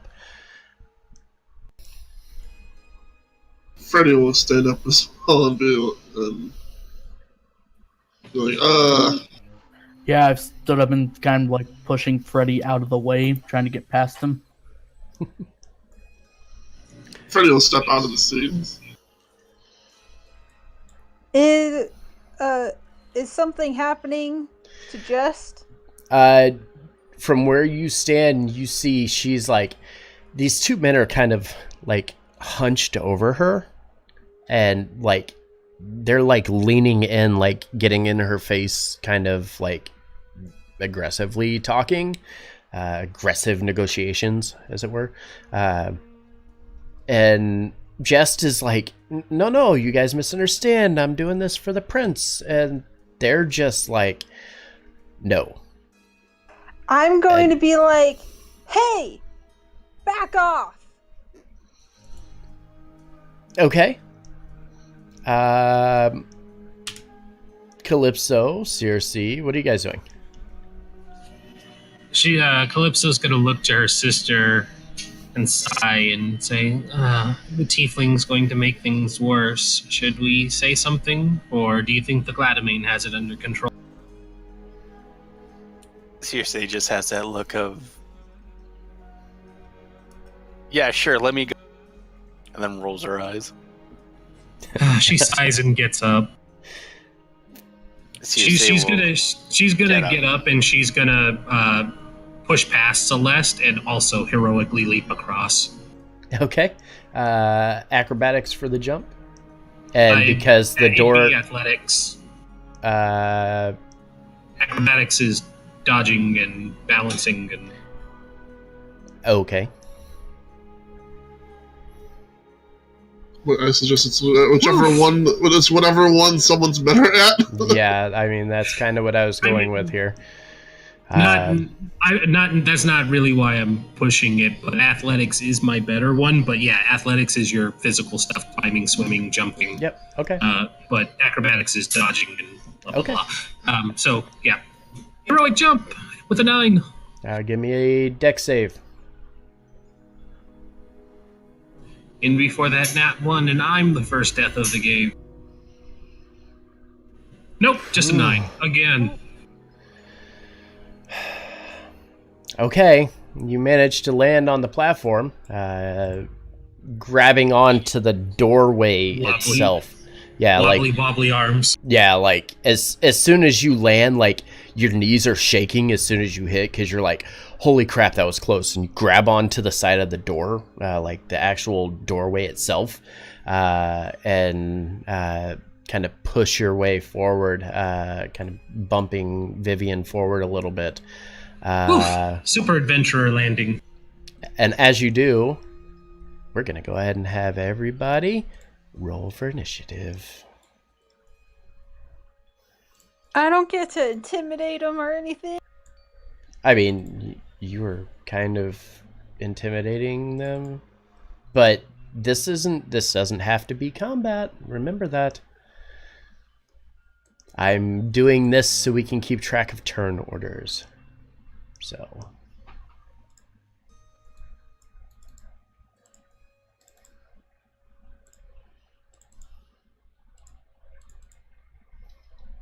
Oh yeah. Minus 1 dex. Thank you for the host. Hoping to treat him well. Oh, I don't want to fight. That's why I'm sad. I'm going last. All right, is that everybody? That looks like everybody. 1, 2, 3, 4, 5. We're missing Freddy. I rolled. On your token. You They rolled it out of the your token. You gotta click the token. I'm bad. It's okay. Come on, man, head in the game. I rolled the Hey, same same thing again. thing. All right. That's a good sign. Wow. He might actually have trained Freddy pretty bad. Hey, at least that wasn't your jump check, right? Right? His athletics is actually pretty good. I'm Let's- just throwing that up. So was So mine, is but Calypso's. We also don't see Freddy jumping across the damn train cars. Let's get some different music, shall we? I need some adventurous stuff.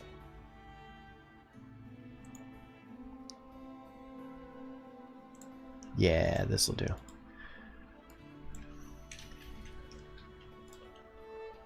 Da da da da da da.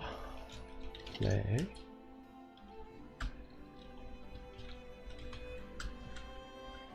This'll do.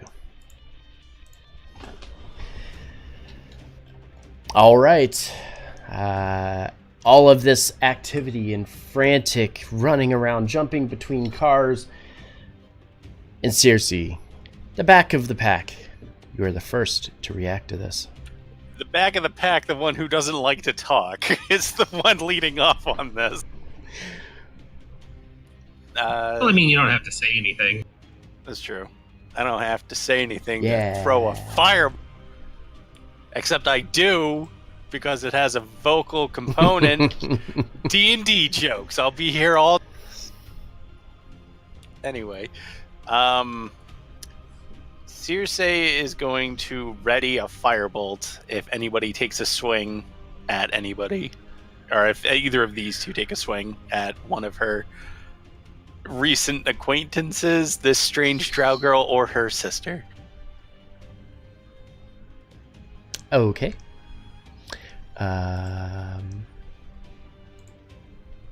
This guy, hearing Jest kind of pleading and saying, no, it's a misunderstanding. I'm doing this for the prince. And he kind of looks at you and says, I thought you said you weren't a changeling. And then grabs onto your chest, or onto your outfit, and grabs and like pulls you up and over the seat, and like is going to try to toss you into the center of the room. Give me an athletics or a dex to try to avoid, whichever you prefer. Would this set off Circe's firebolt? I'm trying to decide if that's aggressive enough. Do you want, is it a dex save or acrobatics or? It would be just a dex check, or if you want to do acrobatics, you could do acrobatics here. So as you watch the man reach forward to go and grab onto your outfit, you quickly duck your head and his arms kind of swipe just over top of you. He's unable to grasp onto you and pull you out of your chair. Back behind Circe, you see as this man lunges forward trying to grab onto Jest, but you do not see him make contact. Yeah, I think at the same time, Ren has to be RB, so I'm trying to really draw out my choice here. Like, what is a man if not an aggressive person? A non-aggressive man. A non-aggressive man, which this man is clearly not an aggressive. Oh, good. They were actually pretty fast, so I'm back. Just figures that would happen. Yep, it would. This guy made a grab at Jest. I'll get that. For some reason, I'm adding an I. I don't know why. Well, the J looks like an I. It's understandable. Good. Made a grab at her, missed. And I'm debating whether or not that's aggressive enough for me to wing a firebolt. But now you're back, so I don't have to delay before your turn starts. So I'm going to hold off for the moment. Yeah. Okay. All right. So Pandora's. How tall is Vivian? What? Who's Pandora? Our mom. Our mom. Hey, it's still Civil War, so I get it is. One of those. How tall is Vivian? Vivian is pretty short from what I remember, correct? Like 5'4", right? Okay. I imagine that twins are a little bit taller than that. So Calypso's gonna be looking over Vivian at the gentleman who tried to grab Jest. 5'2". And 5'2". 5'2". Oof, she's small. Small girl. Small. She's gonna dwarf. she's going to loom over her and clear her throat rather loudly. You boys aren't planning to make a scene here on this crowded train, especially not picking on a drow who's not doing anything to anyone. Go sit down. Mind your own business. Or do we need to make this a problem? You see the one closest to you as you begin your persuasion kind of look at you and kind of angrily frowns and says, This doesn't involve you. Go back to your car, noble. You're making this a problem of the Church of Kaifon. Do you really want to do that? Give me an intimidation check on that. Maximum effort! Maximum effort. The two men kind of look between themselves for a moment, and the one closest to you, the one here, slowly kind of pushes back a little bit towards his buddy, who kind of nudges him in the back and is like, what the hell, dude? What are you doing? Look at this little girl and you're letting her intimidate you.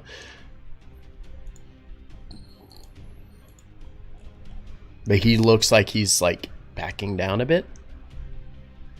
And she's just smiling. Okay. Anything else? That's me. Yeah, that's me. I'm just going to try and talk them down, huh? Okay. I'm not going to whack them unless they make it an issue. Yep. Celeste, you're up. Yeah, I'm going to prepare an attack, but wait for any more aggressive action. Okay. So you prepare an attack and wait. Jest, what are you doing? She's still going to try to talk them down, saying, I think you have the wrong person. I've been tasked with this job, but I am what I am. Which is clearly not a changeling. Unless you have something against drows.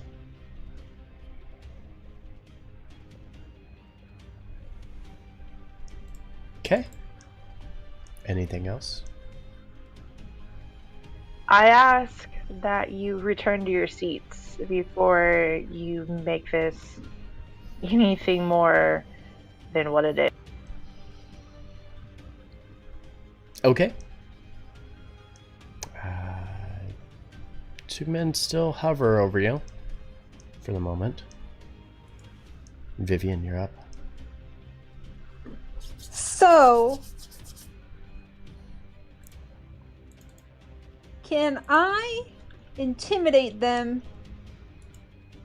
by telling them that they need to leave? Like they need to go back to their seats, or else?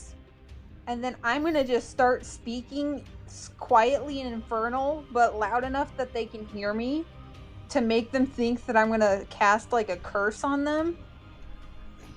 Okay. Or is that more deception? Give me... Maybe performance. Yeah, give me a performance on that one.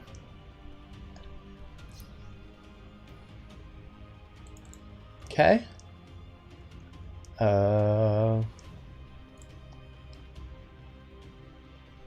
Okay, which one are you trying to do this to? Both of them? Yeah. Okay, one more. Okay, the one closest to you, seeing this again, kind of panics a bit. He's already kind of in his own head, like after hearing Calypso back there kind of threatening the Church of Kaifon upon them. He's like super like not into doing this anymore. Like this is a bad idea. He wants nothing to do with it. The other one's pretty headstrong with this right now. He knows what he's doing. He's here with a purpose. He's not quite ready to back down. Even my black eyes? Even your black eyes. With no whites. It's all Those- black. Those pretty little black eyes are not working on him. He They're called them supposed to be pretty. Scary. hmm They're pretty. They're pretty. You failed. They're pretty now. You failed. Not scary, pretty. Not He's in scared. love They're with you. pretty. I actually don't know what the whole problem with the tieflings are. I think that they're Right. all pretty attractive, honestly. I mean, if I could buy you coffee instead of harassing this changeling, that'd be great. That would be so much better. What's your sign? What's your sign? Anything else? I'm just gonna stare down that other guy that's not backing down. Okay. This guy is going to back down, however. As he does, anybody within range of him, Jest or Vivian, should you wish to remain hostile or aggressive, you can get an attack of opportunity here. As he is not disengaging, he's just trying to flee. No thanks. Nope. Okay. Jess has her hands up. Nope. Okay. Freddy, from the train car, you see one individual's kind of backing away a bit. The other one looks pretty locked on to what he wants to do here. What does their library suggest to me? What organization do they belong? As you're looking over these men, and that's actually a fantastic question. For you, it's going to be tough because you're not super familiar with the noble houses within this region, but Calypso, Circe, and Celeste. These men look and like their full appearance, like they are like very large, kind of hulking half elves. Their livery, while you really wouldn't know this, Freddy, the other three, and probably Jest would, they are part of House Lauristina, which is the half-elf house that's in charge of Brishore Square. It's towards the center of the map. I did give you guys maps, by the way. You can check at the side and see all of the maps available. It's under player handouts. So if you wanted to see the Keleto map, you could click on that, bring it up, and see what each section is. But they do appear to wear some of the livery from that organization or that house. Again, this isn't something that your character would really know because they had just kind of gotten here and they're still kind of Freddy's still trying to get familiar with the region and the people here. I would know enough to know that they belong to one of the wards. Yeah, you could tell that they are in some form or fashion wearing the livery of one of the other organizations. I'm going to speak up and instruct it at the one that still seems to be trying to be engaged with the drow. And very sternly, I would suggest you stand down, friend, before you make a fool of yourself in front of the Gladomains. And I'm going to motion towards Celeste and Ashkala. Yeah, Ashkala. And as you do, And the paradresses, because we're here. and their paradressers. And as you do, you notice Ashkala is just watching pretty intently. Celeste, on the other hand, is kind of prepared and ready to strike as necessary. The man doesn't seem to really flinch at that idea, though. Not a very big name. Yeah, definitely. The Definitely. Gladomains, who are those guys? Who are they? Oh man, there's like, you can throw a rock and hit at least 10 Gladomains, though. Yep. There's probably 10 of them on this train car. It's true. It probably is. Circe. One guy backed away. The other one stands firm. I'm going to use... Shit. I gotta be closer. 1, 2, 1. I'm going to step close, and she's gonna hang out there, but she's not gonna go. In fact, she's gonna kind of like one of her hands is gonna reach back, and she's gonna grab onto Celeste to kind of steady herself, and then she uses prestidigitation to kind of make just this giant disembodied eye. You know, Siphon's eye. The eye of Siphon, as you will. Mm-hmm. Just kind of appear behind Vivian and just glare at this guy. Okay. Doing so, trying to intimidate him? Yes. Okay, go ahead and give me an intimidation check.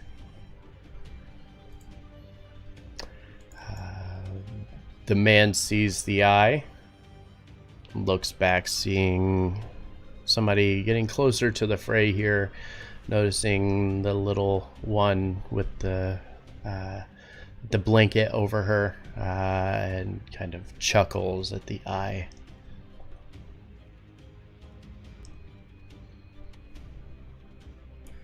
All right, buddy. Next time, it's going to be a fireball.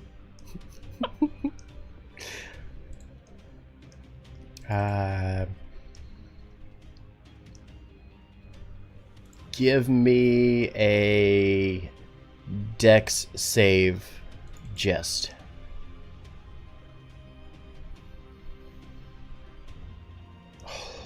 Super unfortunate. It's about that time that you watch as this man grabs forward towards you, but instead of trying to grab and pull you up and over, he reaches into the pocket of your coat and pulls out your identity card and looks at it and says, "Not a changeling, huh?"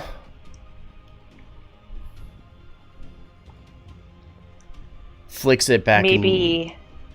Maybe I stole that. He flicks it back in your direction, reaches back for his mace, it pulls it up with one hand, and that will end his turn. Calypso, you just witnessed the man basically take the ID, call her out for being a liar, and then brandish his weapon. So, is there something strictly against the law for being a changeling here? There's not. Okay, so he is definitely brandishing a weapon in a threatening manner. Mm-hmm. Absolutely is. She's gonna move Vivian behind her and take out her axe. And she doesn't hesitate. She says, "I'm taking that hand." All right. It's an offensive weapon. Go for your attack. You're about to be disarmed. Unfortunate that What the hell with these knives? Unfortunate with your first attack as you swipe down, the man taking his mace bats the hand axe out of the sky, knocking it into the seat here. You watch as the edge of the blade of the hand axe cuts into the seat and kind of gets stuck for a second, and you frantically and angrily just pull it back and yank it out of it. You just stay right there. I'm gonna get that hand. I'm dead. Okay. Celeste. All of this is going on in the car. It's going to be hard to see anything up there. So basically, I'd be attacking at disadvantage. Everything's kind of hidden. One person behind another person behind another person. So any attacks that you're making will not be a disadvantage, but it will be with some form of cover, as you're trying to kind of aim around your friends here to try to hit them. If I miss, would I hit them? No, you are aiming in a manner that would aim away from them and try to aim to hit the individual, or go past and kind of aim. You're aiming almost upward, trying to aim towards the ceiling so you don't clip any of the civilians. Okay, yeah, I'll do that as long as I'm not at risk of hitting my allies or anyone else. Okay. Go ahead and make your attack. And with half cover, unfortunately, is not going to be enough as the arrow You mean flies without forward. half cover, it would have hit? Possibly. If he had no cover, it would have hit. But it flies forward. Vivian and Calypso, you hear this arrow kind of whiz by your head. The man kind of turning a little bit, sidestepping it and staying out of the path of it. As it flies by, it flies all the way to the back. The man, even in the back here, kind of ducking out of the way as it pierces into the door in the back corner back here and just lodges itself into the door. Anything else? Well, first I'm not shooting at a target. Bound to happen. Yeah, that's it. Okay. Cersei just whips her head back in with like a "What the hell, man?" That was not at risk of hitting you. Yeah. It Just went right by your head. You're short. Not that short. She hunches. She's not Yeah, that short. that makes her short. She just has really, really bad posture. Jess, your turn. It's not easy looking adorable all wrapped up in a blanket like this. Your posture goes to hell. Oh my god. Did he throw the card back, or does he still have it in his other hand? He took it into his hand and saw it and just kind of threw it back at you, like it slapped against your chest and kind of fell into your lap. All right, she's going to tuck it back into her, leather armor for safekeeping, and she's going to disengage to slip over here between these other two lovely ladies. Okay. And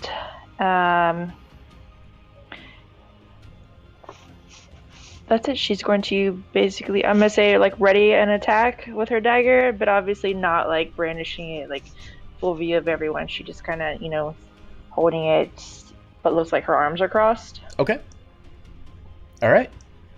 So trying to escape and get back a little bit away from this individual. Vivian, you watch as she jumps over the chair. The commoners within this are panicked now. Everybody within is kind of backing away and trying to get as far away from all of this as possible. Just making room and panicking, kind of just freaking out. What would you like to do? Well, first I'm going to move. Okay. And then I'm going to say, I don't like racists. And I'm going to cast Chill Touch on him. Okay. Wait, hold on. You're a warlock? Does a 10 hit? Or A 10 does not hit. Oh. We are doing so well, guys. No, it's 9s and 10s, man. Lots of 9s and 10s. Well, he does see a scary skeletal ghost hand come towards him. Yeah, these hands kind of forming through the wood here, attempting to grab onto his legs, and he just kind of kicks them, and the bones kind of scatter all through the train here, and then dissipate into nothingness. Anything else? I tell him a person's race doesn't matter. Okay. That's it. Calypso, give me an acrobatics or athletics, please. Whew, that's so cool. 18. Now it wants to roll well. Yeah, and unfortunately it's still not high enough. As the gentleman, I use in air quotes, grabs a hold of you and lifts you and tosses you over top of him and over to the side. As you kind of land, he's able to kind of grapple you and just kind of toss you around, keeping you into position and putting you where he wants you at. But that does take up his entire turn. Frederick, you're up. People are flying through the air. People are jumping over seats. Skeleton hands are popping up in the floor and getting kicked across the room or across the Snakes train on a car. plane, man. I was gonna say Cirque du Soleil. Oh, man. With snakes on a plane. I like With it. snakes on a plane. Freddy will look over at Ascala and just comment, are things usually this lively on the trains? She looks at you and says, I don't know. I usually don't take them. I can't imagine why. And he's going to use his first level spell slot, cast Command. Okay. What are you commanding?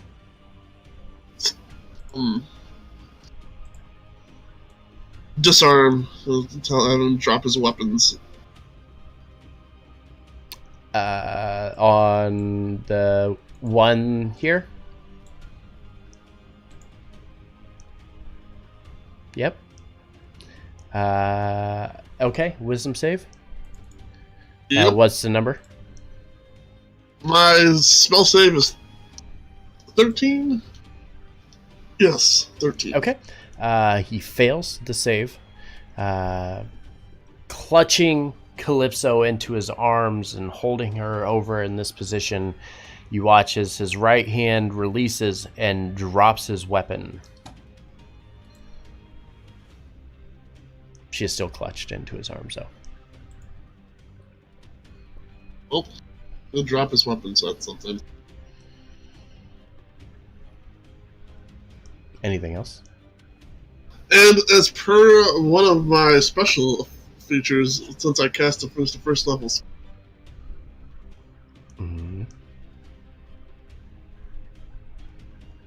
bam, I can allow Calypso to use the reaction to make an attack. Oh, heck yeah. Can you attack while you're grappled? Yes. Yes, Okay. not restrained. You're gonna attack Or- them. You can Wait, attack the it's- person that is grappling. Yeah, that. Yeah. Okay, go ahead. Boom, there it is. Yep, 19 hits. Go ahead and give me some damage on it. Alrighty. Oh, 5. A whole 5. Going somewhere now. Frederick, anything else? Oh, that's my turn. Alright. Seriously, your sister's just been tossed across the car here. What are you doing? Is he wearing any sort of armor to go with his fancy? Give me perception check. You can tell that the armor that he is wearing underneath of some of his robes are made of leather. Okay.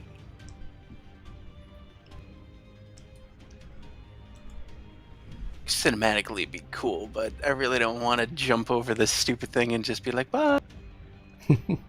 Bye.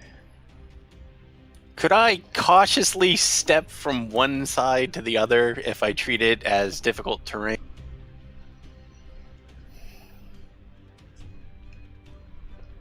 I'm going to say no because it's just outside of your range of being able to step. Dang The it. distance between them kind of fluctuates and it gets closer and then it gets further away. And it's like hard to judge because it's like it's very kind of erratic with the electricity grabbing it and pulling it into place. Oh well, I like being cinematic, so I'm gonna try to hop. Okay. Yeah, you make it. No problem. Boop, boop. And then I get there, and then seriously, he's grabbing Calypso with one hand, right? And then like the other one, he just dropped a weapon. He's kind of has his arms wrapped around her, but he had his weapon still clutched in his right hand. Okay, so Drop it. Sears, Yes, he dropped it. That's what we were saying. Okay. He was asking about how he had hold of her. Circe reaches up and puts her hand on top of his head, and then for the first time for the evening, she actually talks, and all she says is, "Let her go," and then casts Shocking Grasp. Ooh. 13 hits. For 5 lightning directly to the dome. Right to the dome. All right. Anything else? Nope, I was kind of hoping that would put him down. I was hoping that would be enough. Okay. The other individual kind of running away and looking back, seeing all of this happening, his friend now surrounded, grabbing onto the other individual, kind of stops and realizes, wait, we're fighting. He decides he's going to interject himself into this fight as well. However, flanking with his friend, he will make 2 mace attacks against Calypso. One is a crit fail, the other a 14. 14 will not hit. All right. Actually, wait, no, incorrect, because he is flanking with his partner. 16 and 22. So that crit fail does not count because he has advantage on his attack. Is he flanking on my thing? It doesn't look that way. Hold on, I'm reloading. No, it's he has to be flanking the his pack tactics. Yeah. He has to be flanking his partner. You said 22? 16 and 22. 16 does not, 22 does. All right, and dealing 3 bludgeoning damage as the mace swings around and kind of clips you into your side, hitting you with a bit of a thud, doing a little bit of damage to you. With that, though, it is your turn, Calypso. Well, I'm just going to keep axing the one who has me grappled. Okay.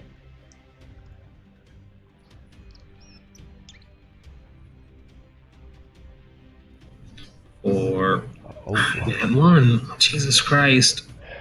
That is unfortunate. You said it was 3 to me? Yes, 3 damage. Just gotta remember to update the beyond. Yep.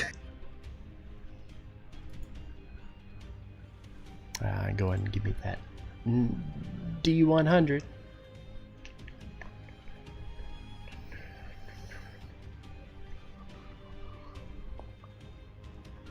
Anyone? T1. Give me a dex check, please. I'm so good at those. So good at those. Oh. There it is. As you swipe forward, attempting to hit this individual who you have grappled, kind of as you move your arm kind of contained a little bit by this kind of bear hug that this guy has got you in. And as you swipe forward, you're unable to actually connect, and the axe actually slips out and drops on the ground beside you. To get to it, you would have to probably break out. To be ungrappled. Yep, to be able to duck down to pick up the weapon.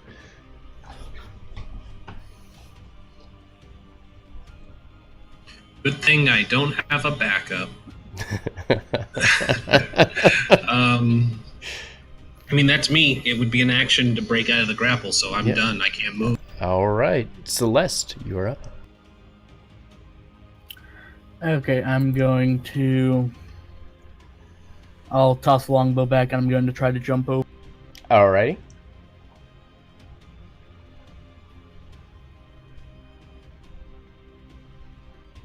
Oh, give me a dex save.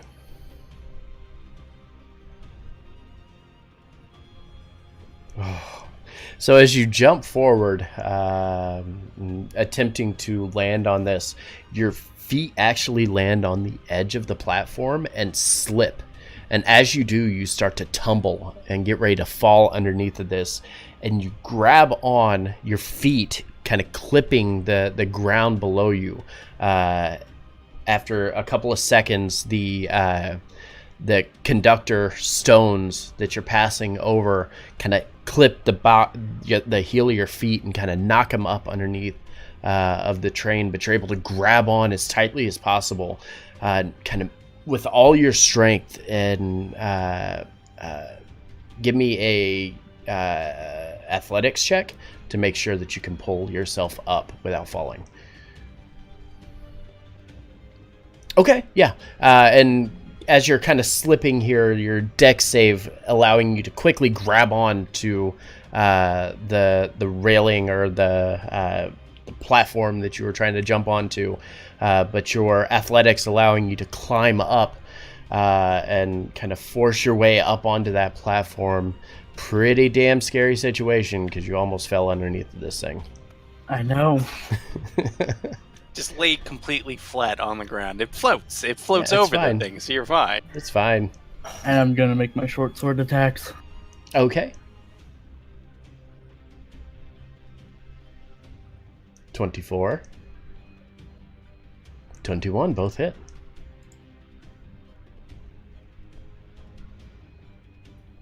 Four damage on the second one. Okay. Because I'm not allowed to add my dex. Okay.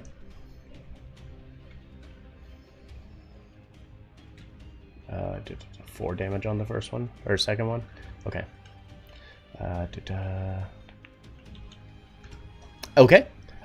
Couple of quick swipes with the short sword, making good, solid contact. He's looking pretty battered and bloody, but is still standing. I'm more hoping that he'll be more distracted with me and Keleto than Circe. Yeah. What? Come on, I got this. You have 8 health. I got this. Is fine. Just. Everybody's gathering around you. You're hiding pretty well back here. Let's see. How tall is Celeste? 5'6". And how these seats, are they just like the standard seats with the backs, or are they like bench type seats? Yeah, there's standard seats with backs. Right. There's like a wooden platform behind the soft cushion bench.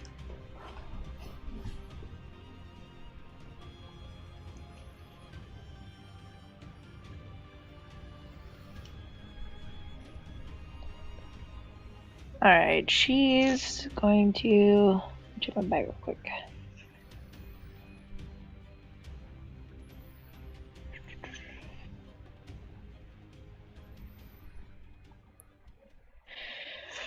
She's gonna kind of stand up and shift similarly to what she had done before, as if she was going to jump over this seat as well.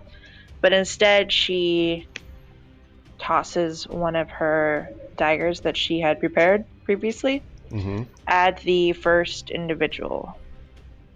The closest one to you? Yes. Okay. That's correct. Kind of hiding behind another individual, so I'm going to give them a bit of cover based on where they're at. Go ahead and give me that throw.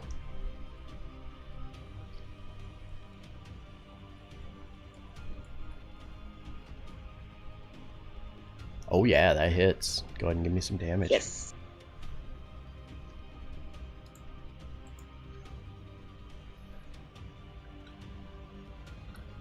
Including sneak attack.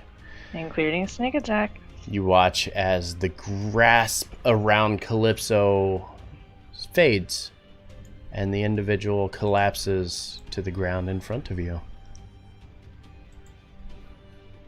Just looks completely shocked, taken back that this has happened.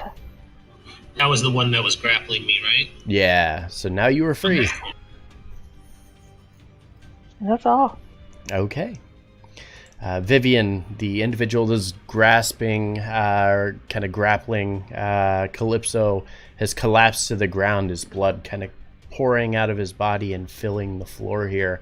It's about that time that you see one of the commoners. Everybody's still kind of panicking and freaking out a bit here. You see one of the commoners reach up and grab on to the emergency stop. And everybody's kind of shouting and screaming. And as this person grabs this emergency stop, the entire lightning rail just comes to almost an immediate halt. It kind of lunges everybody forward a bit. Everybody, Vivian, Circe, Calypso.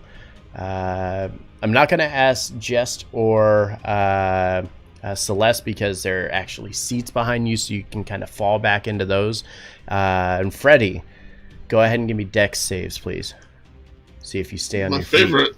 Your favorite. Oh. Ugh. Right there with you, buddy. Wowie. Vivian able to kind of fall back into the wall directly behind her, staying on her feet. However, everybody else bumps back 5 feet and collapses to the ground from this sudden stop, kind of falling and unable to keep your balance. What about the This guy actually saved, kind of bracing himself, kind of feeling himself fall forward. He reaches forward, grabbing on to the seat and holding himself up. He is still standing.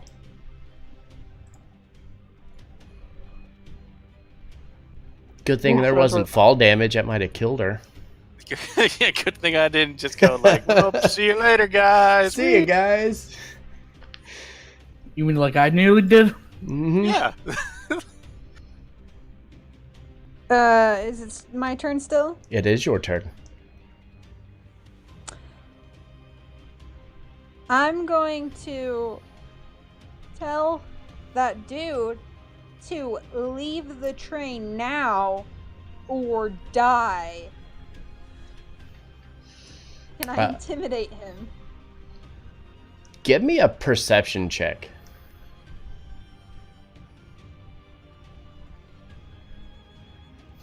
Perish. You know, somewhere Rylan is shaking his head at Frederick, Circe, and Calypso, and Celeste, and like, kids, I took you on that boat all the time. Are you really telling me that you can't handle a little jostle? You can't handle a little jostle here. I mean, I stayed on my feet apparently. You, Vivian, you look around you. There's no room. The walls are too narrow to be able to open the door to be able to leave. So even if he left, all he could do is go backwards, which may endanger other people. He can't really leave, so yes, you can tell him to leave, but right now the best thing you can do is try to subdue him.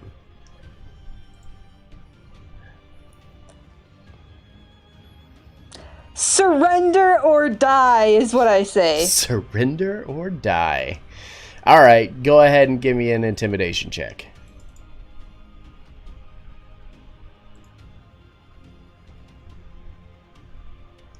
Gotta beat a 15. Yeah.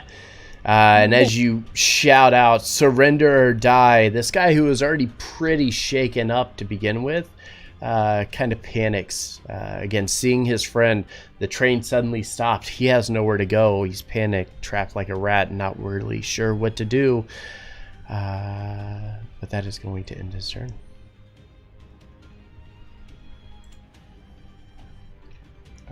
Or in your turn, right? Because you can't really do anything else. That was your action to kind of intimidate him. Unless you want to do something on your bonus. Well, if he surrendered, I wanted to tie him up, but he didn't, so... Yeah, I just pull my rope out in case anyone needs it to tie him up. That's what I do. Okay, so you grab onto your rope from your pack. He's scrambling, looking around, not really sure what to do, panicking. He's going to take a defensive posture, grab for his mace, and hold his position. Freddy, you are lying on the floor, the train coming to a screeching halt, throwing you forward. What would you like to do?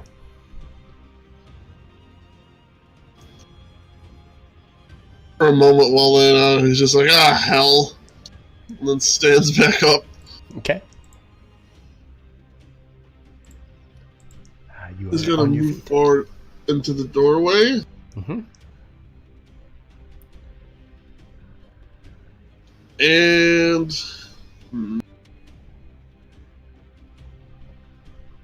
This is about half my movement to stand back up, so I've only got like 10 more feet. Yep. Which... So you can get to the next doorway. Would it still take an athletics check, probably? Yep. Yes. So it's not moving anymore, so it wouldn't be that hard Yeah, of a it's gonna be much easier to do it with the train not moving.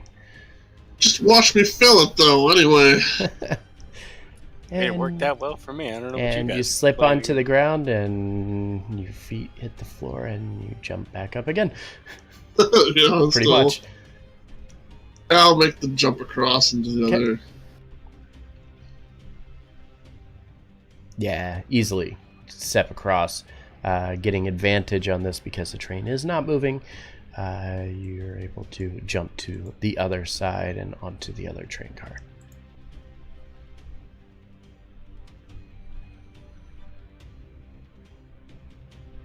And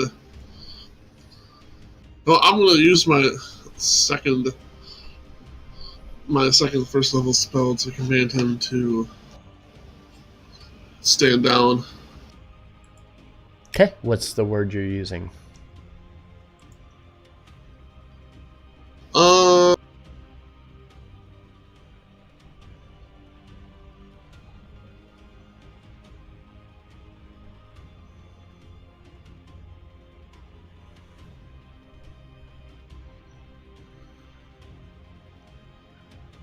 Yeah, I will take the suggestion of the spell itself and tell him to, well, sort of, and What was that? tell him to lie down. To grovel? Yeah, grovel. Okay. And you are a wisdom save 13. You rolled a 19. Oops. Still panicked. So freaking out, man. So freaking out. You're freaking out, man. Friend's dead. You should be freaking out.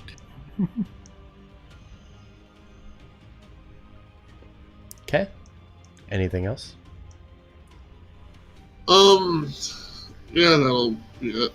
Can't really use. I don't think I can really use my voice of authority here. I don't think anyone's. Well, Calypso's only just prone. They can still attack on the ground.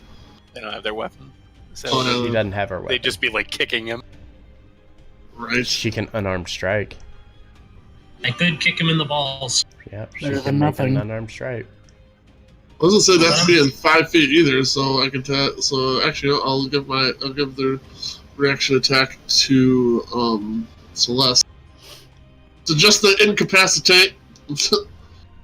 Don't kill. Set phasers on stun.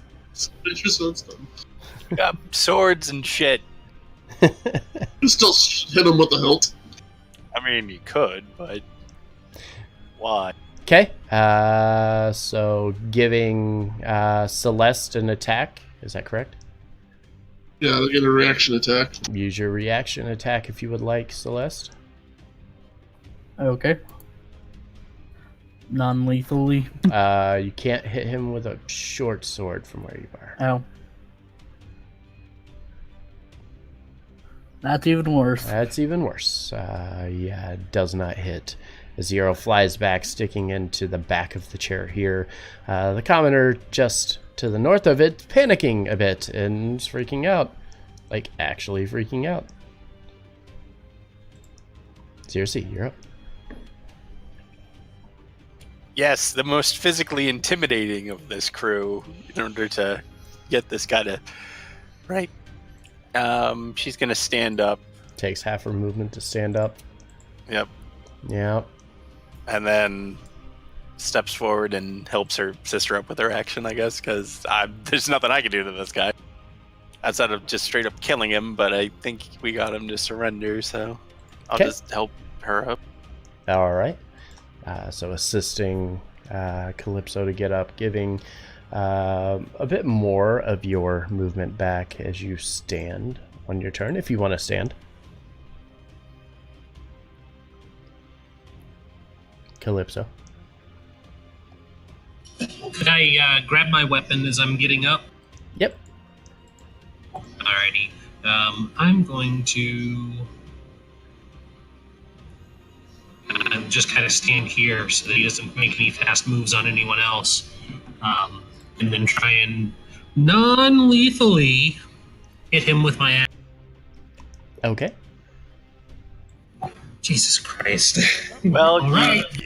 missing is a non-lethal form of attack. It certainly That's true. is. You're not wrong. I mean, I'm at least blocking most of the attacks they would be making on other people, so my tank roll is at least Yes. Anything else? I miss being level 10. All right. Yeah. Celeste. Yeah, I'll close the distance. Okay. Jumping I'll- over the seat in front of you and going to the center of the car. And I'll make, hopefully non-lethally, short sword attacks. Kind of hitting him with the flat of the blade into his head. Okay.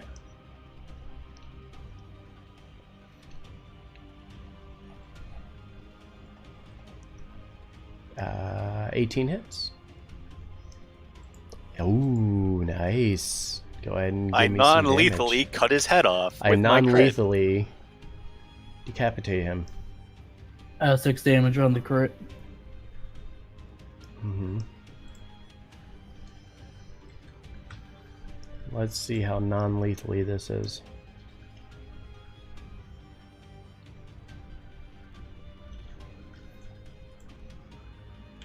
I mean, as long as I don't go over his health, it shouldn't kill him. He's still alive. He's still up. Yep, he looks pretty bloody though. That was a pretty damaging attack. I'm non-lethally killing him, guys. Celeste says as she chops down this man who's freaking out. I said I was hitting him with the blunt of my weapon. Is a concussion. Yeah. He's Concussion's bleeding better than from his dying. nose and ears now. Anything else? Nope, that's action, bonus action, and movement. Okay. Just you're up. Jess is gonna move back to her original seat by leaping over. Okay. A roll for acrobatics. Yeah, that's fine. Yeah, you make it. So, You're fine. The train car is sitting still, so it's pretty easy to do that. and while all the commotion is going on, Jess is gonna kind of crouch down some in the seat and reach over on the bloodied body on the ground and grab her dagger while Okay. no one's watching. Mm-hmm. Anything else? And after she gets it, she's gonna sit back up like everything's normal. Okay, everybody around her is panicking. 5 people are fighting, 6 people are fighting, 1 person's dead. Jess sits back down like nothing is going on. Yep. Circe gives her the absolute look of, you're not fooling anybody. Everybody, give me a perception check.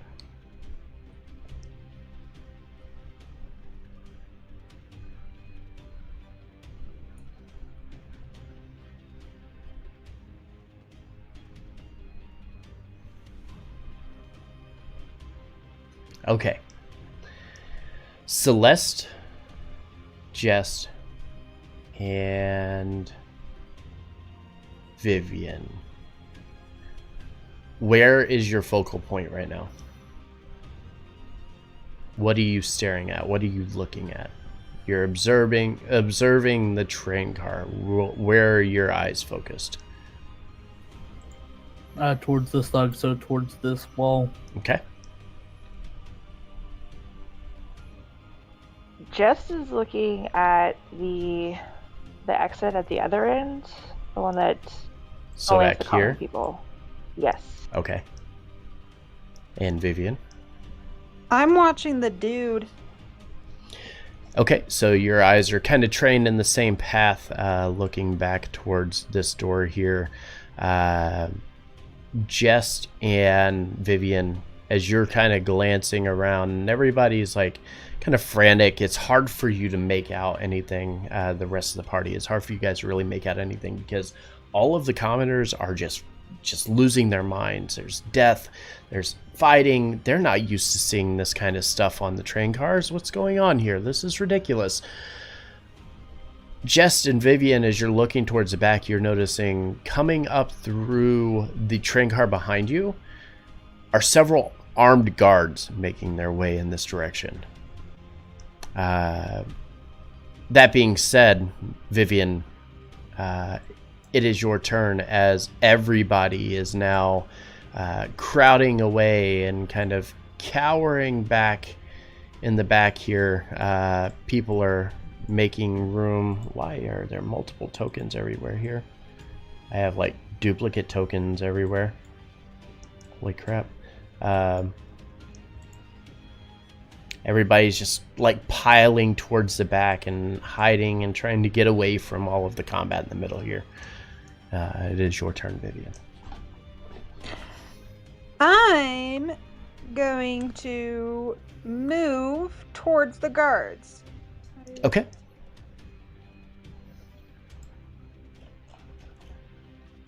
Because I want to be the 5, first one 10, to greet 15, them. 20, 25. You get 5 more feet if you would like it.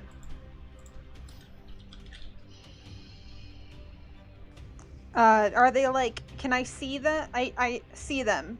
Yeah, so you've seen these type of individuals all throughout the city. They are all wearing these very dark, this almost like a gunmetal grayish colored armor head to toe. They have a black robe that kind of drapes off of their back, or like a cape almost, that drapes off their back, emblazoned with the former ESS symbol on it. You know these members to be members of the Eben Company.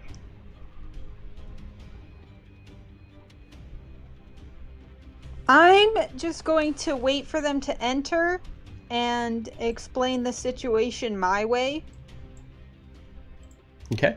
So can I hold my action my action will be to explain what's happened? Sure. Okay, that's what I'm going to do. It's more of a look, I can explain. Okay. It's fine. However, as you go rushing by this other individual, he's going to use his reaction to attack you. Does an 18 hit? Yep. Will deal 4 bludgeoning damage as he bashes you across the back of the head with this mace. Kind of makes you stumble forward a little bit as you're rushing by. But it is his turn, frantic, feeling beaten and not liking his chances here right now. He's going to disengage and back away. Oh, wait. He's still being commanded to growl. Did he fail that? I think. No, he. Oh no, he did rolled a not fail 19. that. I'm Yeah. sorry. Never mind. Yeah, I had to scroll back up to look and see what that number was. I was like, wait, did he fail that? I thought he did. But No, never it was a mind. 19.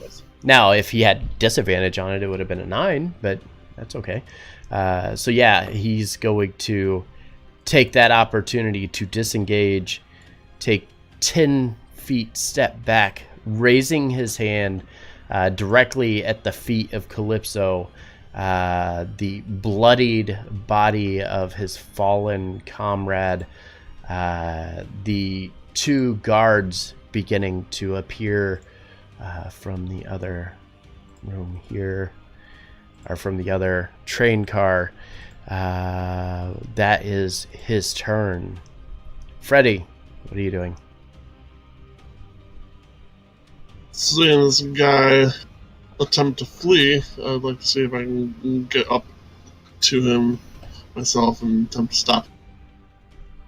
Oh, he's not fleeing. He has his back to the door and just standing with his hands up in the air. I misunderstood then. Yeah.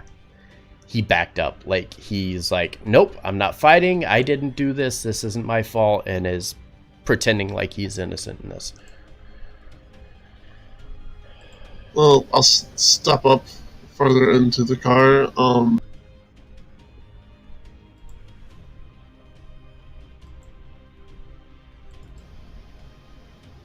And that'll be my turn. I'll hold my action for...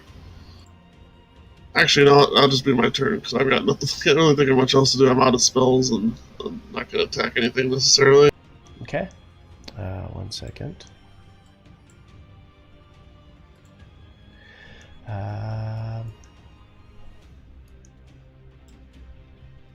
Freddy, give me a perception check.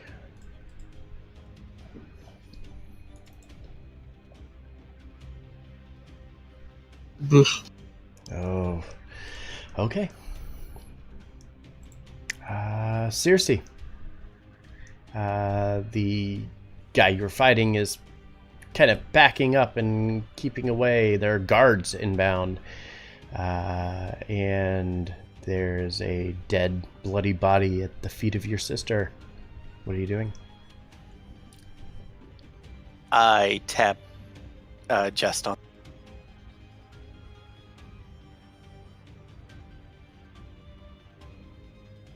Yes. She points down to the noble card.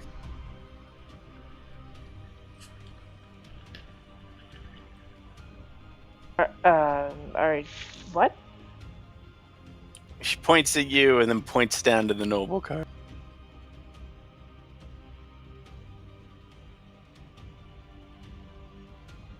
Are you wanting me to move there? She nods. Oh, why didn't you just say so? She rolls her eyes. And then, because this is now very much in the purview of the guard, Circe's gonna head back. Okay. Stop right there. Give me a perception check. Oh, good. Oh, yeah. I'm so good at these. Oh, yeah. As you turn and step forward, you're noticing this commotion with all of the citizens. Everybody's panicking, freaking out, shoving and pushing and just trying to get away from all of this. Somehow, lost in the shuffle of all of this, you watch as a man steps directly in front of Ashkala, brandishing a dagger, and jabs forward, frantically trying to keep the individual away. She pushes back, shoving him, knocking him back 5 feet, kind of clearing path, and immediately begins to turn and start running away. The individual turns, looking over at her, then looking back, seeing you getting ready to cross over into the room, looks even further back, sees the 2 members of the Eben Company in the back that are entering into the chamber. He immediately vanishes into nothingness. And that's where we'll end our session tonight. What? Woo! That was dramatic. I cast chromatic orb where he was standing. You have a diamond. No. Oh. I'm going... Pandora gave me one for my birthday. You went with the Take wrong one from a parent. local vendor and go test it in the river. Yeah, why not? I'll just do that. We're just gonna take it down to the river. It's fine. Who cares, It's right? fine. I know. It's fine. I mean, to be fair, he lived there. He probably did something like that before. Oh, gee. But that is the end of our session, and welcome to Civil War Season 2. Woo! Yeah. Is there really a civil war, though? I feel like maybe we need a slight change of title. I mean, someone There's- tried to assassinate one of the nobles. Somebody literally just tried to assassinate one of the I nobles. mean, I don't want to just assume that it's part of this place. I mean, it could be any. The Underdark is a thing. Pandora didn't plan anything, I swear. I mean, this is, it's... I kept it with... Just let me live in my magical world where there's nothing wrong. I kept the title for reasons. I was going to originally just change it to A Realm Awakened and just leave that as the title, but no, it's fitting. And it makes sense given what we know of some of the background. So I mean, it's still technically in the same world. It's like saying it's Star Wars: The Last Jedi. It's not really Star Wars, but it's in that same place with some familiar people, but they change everything and bastardize it. Yeah.